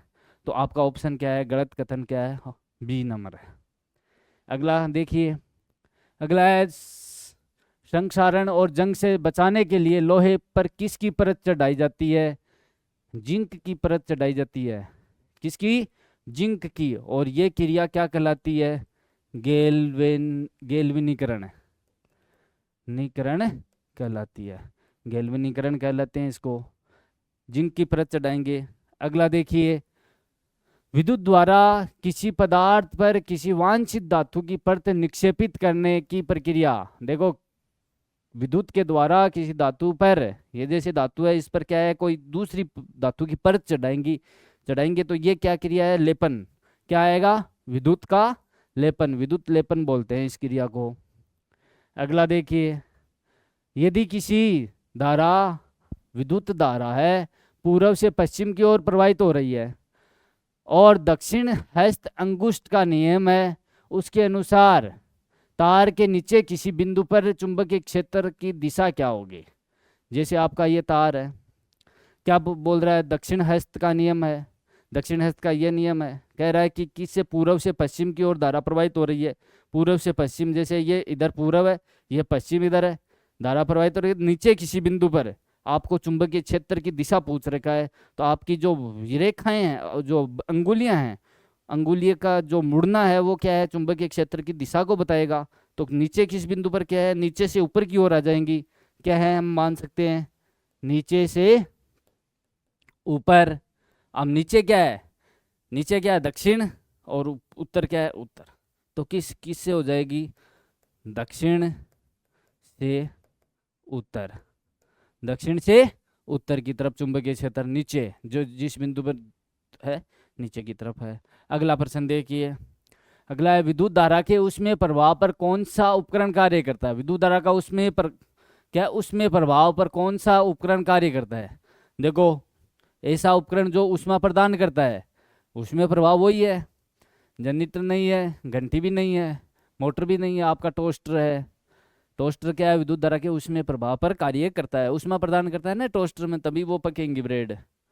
अगला है, फ्यूज तार किस आधार पर कार्य करता है?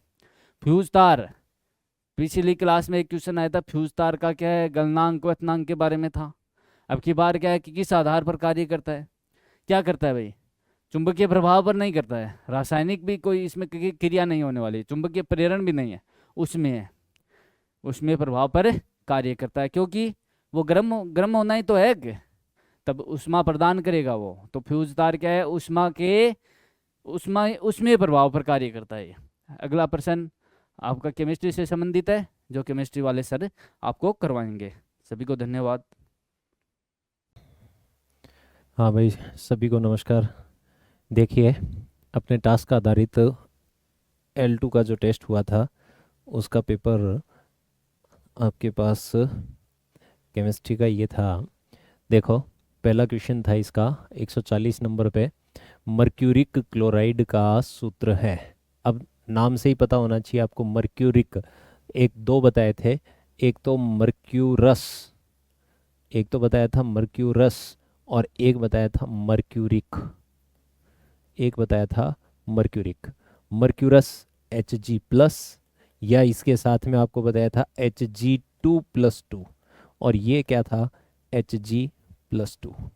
अब आपको क्या चाहिए? मर्क्यूरिक तो Hg+2, इधर क्लोराइड तो ये Cl- होता है, इनका जो ये चार्ज है उसको क्रॉस लिख दो, तो ये क्या आ जाएगा? HgCl2। तो आंसर क्या हो जाएगा? HgCl2। तो ऑप्शन नंबर सी। अगला क्वेश्चन आपके पास आता है, कौन सा? कॉपर कार्बोनेट का सूत्र है। कॉपर कार्बोनेट, अब कॉपर कार्बोनेट, कॉपर का Cu2+ होता है, कार्बोनेट का CO3-2 होता है। अब ये -2 और +2 दोनों इक्वल हैं, तो ये सीधा सीधा क्या आ जाएगा? CuCO3। तो इसमें ऐसा ऑप्शन कौन सा है? बी। तो ये हो जाएगा इसका आंसर। नेक्स्ट, सुमेलित कीजिए। आपको सिंबल दे रखे हैं और साथ में एलिमेंट का नाम दे रखा है, इनको मैच करना है। तो आपको देखो, सिल्वर, सिल्वर क्या होता है Ag, सोना गोल्ड जिसको आप क्या बोलते हो Au, टंगस्टन इसको वोल्फ्राम, W लोहा इसको क्या बोलते हो Fe, ठीक है। मरकरी क्या है Hg। तो इनका सिंबल ये है। तो आप सिल्वर, सिल्वर के साथ ये A के साथ 4 मिलाओ तो A के अंदर 4 एक ही के अंदर है, सी ऑप्शन इसका राइट आंसर हो जाएगा, ठीक है। तो इस तरह से ये सिंबल हो जाएंगे आपके। अगला है बुझा हुआ चूना है, स्लैक्ड लाइम जिसको बोलते हैं आप, बुझा हुआ चूना क्या होता है, बिना बुझा चूना तो कैल्शियम ऑक्साइड, देखो ये तो क्या है बिना बुझा चूना है। क्विक लाइम जिसको कहते हैं अपन, बिना बुझा चूना, क्विक लाइम, ठीक है। और कैल्शियम हाइड्रोक्साइड ये बुझा हुआ चूना है, इसको अपन क्या बोलते हैं स्लैक्ड लाइम। ये चूना पत्थर है, ये क्या है चूना पत्थर, और ये क्या है पोटेशियम ऑक्साइड, ठीक है। तो ऑप्शन नंबर क्या आएगा इसका, सी ऑप्शन आ जाएगा। अगला अमोनियम सल्फाइड का सूत्र होगा। अब अमोनियम नाम से ही पता चल रहा है आपको, अमोनियम का फॉर्मूला होता है NH4+, सल्फाइड क्या होता है S2-। अब दोनों को ऐड करके लिखोगे तो क्या आएगा, ये -2 तो ये इसके नीचे और ये प्लस तो ये इसके नीचे, तो ये क्या आ जाएगा NH4 का ट्वाइस S। तो ये सिंबल हो गया इसका, तो ये वाला। तो ऑप्शन नंबर कौन सा आएगा आपके पास, बी। कौन सा ऑप्शन आ जाएगा, बी ऑप्शन राइट आंसर हो जाएगा इसका। नेक्स्ट, पोटेशियम का लैटिन नाम और सिंबल है, प्रतीक है। तो लैटिन नाम पोटेशियम का क्या होता है, कैलियम, क्या होता है केलियम, ठीक है। और प्रतीक होता है इसका के, केलियम से लिया गया है के, ऐसे। तो केलियम से क्या लिया गया है के, तो ये हो गया आपका सिंबल। इसके बाद है एल्यूमिनियम फॉस्फेट का अणुसूत्र। एल्यूमिनियम फॉस्फेट, तो एल्यूमिनियम क्या होता है Al+3 होता है, फॉस्फेट का आपको बताया कितना होता है PO4 3- होता है। अब ये देखो दोनों सेम चार्ज, तो सीधा सीधा जोड़ करके लिख दो AlPO4, AlPO4 पहला ही आंसर हो जाएगा। कौन सा हो जाएगा, पहला ही आंसर हो जाएगा। नेक्स्ट, निम्न में से असत्य है, रोंग कौन सा है ये पूछा है। तो देखो पहला क्या है मैग्नीशियम क्लोराइड, मैग्नीशियम का फॉर्मूला आपको पता होना चाहिए Mg+2, क्लोराइड का क्या है Cl, दोनों को क्रॉस करके लिखना है चार्ज को, तो क्या बन जाएगा आपके पास MgCl2, तो यही है, ठीक है। अगला अमोनियम फॉस्फेट, तो अमोनियम का क्या होता है NH4+, फॉस्फेट का क्या होता है PO4 3-। अब ये 3 इसके नीचे और ये इसके नीचे, तो ये क्रॉस कर लो, ये 3 यहाँ पहुँचाओ तो क्या आ जाएगा ये NH4 का थ्राइस और क्या आएगा PO4, तो यही लिखा हुआ है देखो NH4 का थ्राइस PO4।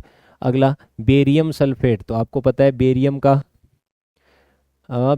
का फॉर्मूला हो गया आपके पास Ba+2, और सल्फेट, सल्फेट का पता है आपको SO4-2, 2 से 2 कैंसिल, तो ये क्या आ जाएगा BaSO4, क्या आ गया BaSO4।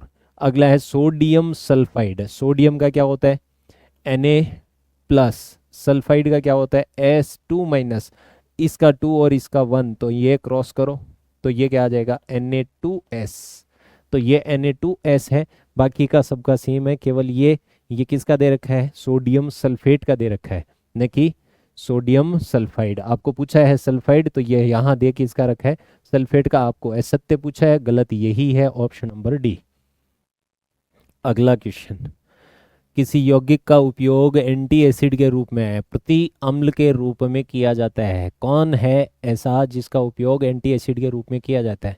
तो सोडियम बाइकार्बोनेट का उपयोग किया जाता है NaHCO3, ये NaHCO N2CO3 NH4Cl इनमें से कोई नहीं है, कौन सा है ये सेकंड ऑप्शन, कौन सा आएगा second option B NaHCO3 bicarbonate, खाने का सोडा भी बोलते हैं इसको, ठीक है।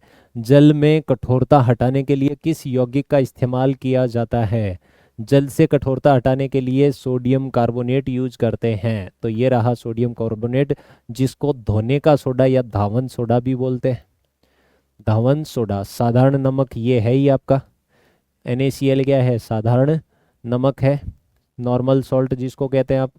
NaHCO3 खाने का सोडा, बेकिंग सोडा बोलते हैं इसको, खाने का सोडा बोलते हैं। और ये स्लैक्ड लाइम, बुझा हुआ चूना, क्या है ये? बुझा हुआ चूना। ठीक है। आपको पूछे सोडियम कार्बोनेट, जिसका यूज़ जल की कठोरता दूर करने में, हार्डनेस दूर करने के लिए यूज किया जाता है। अगला है Chile saltpetre. Chile saltpetre क्या होता है?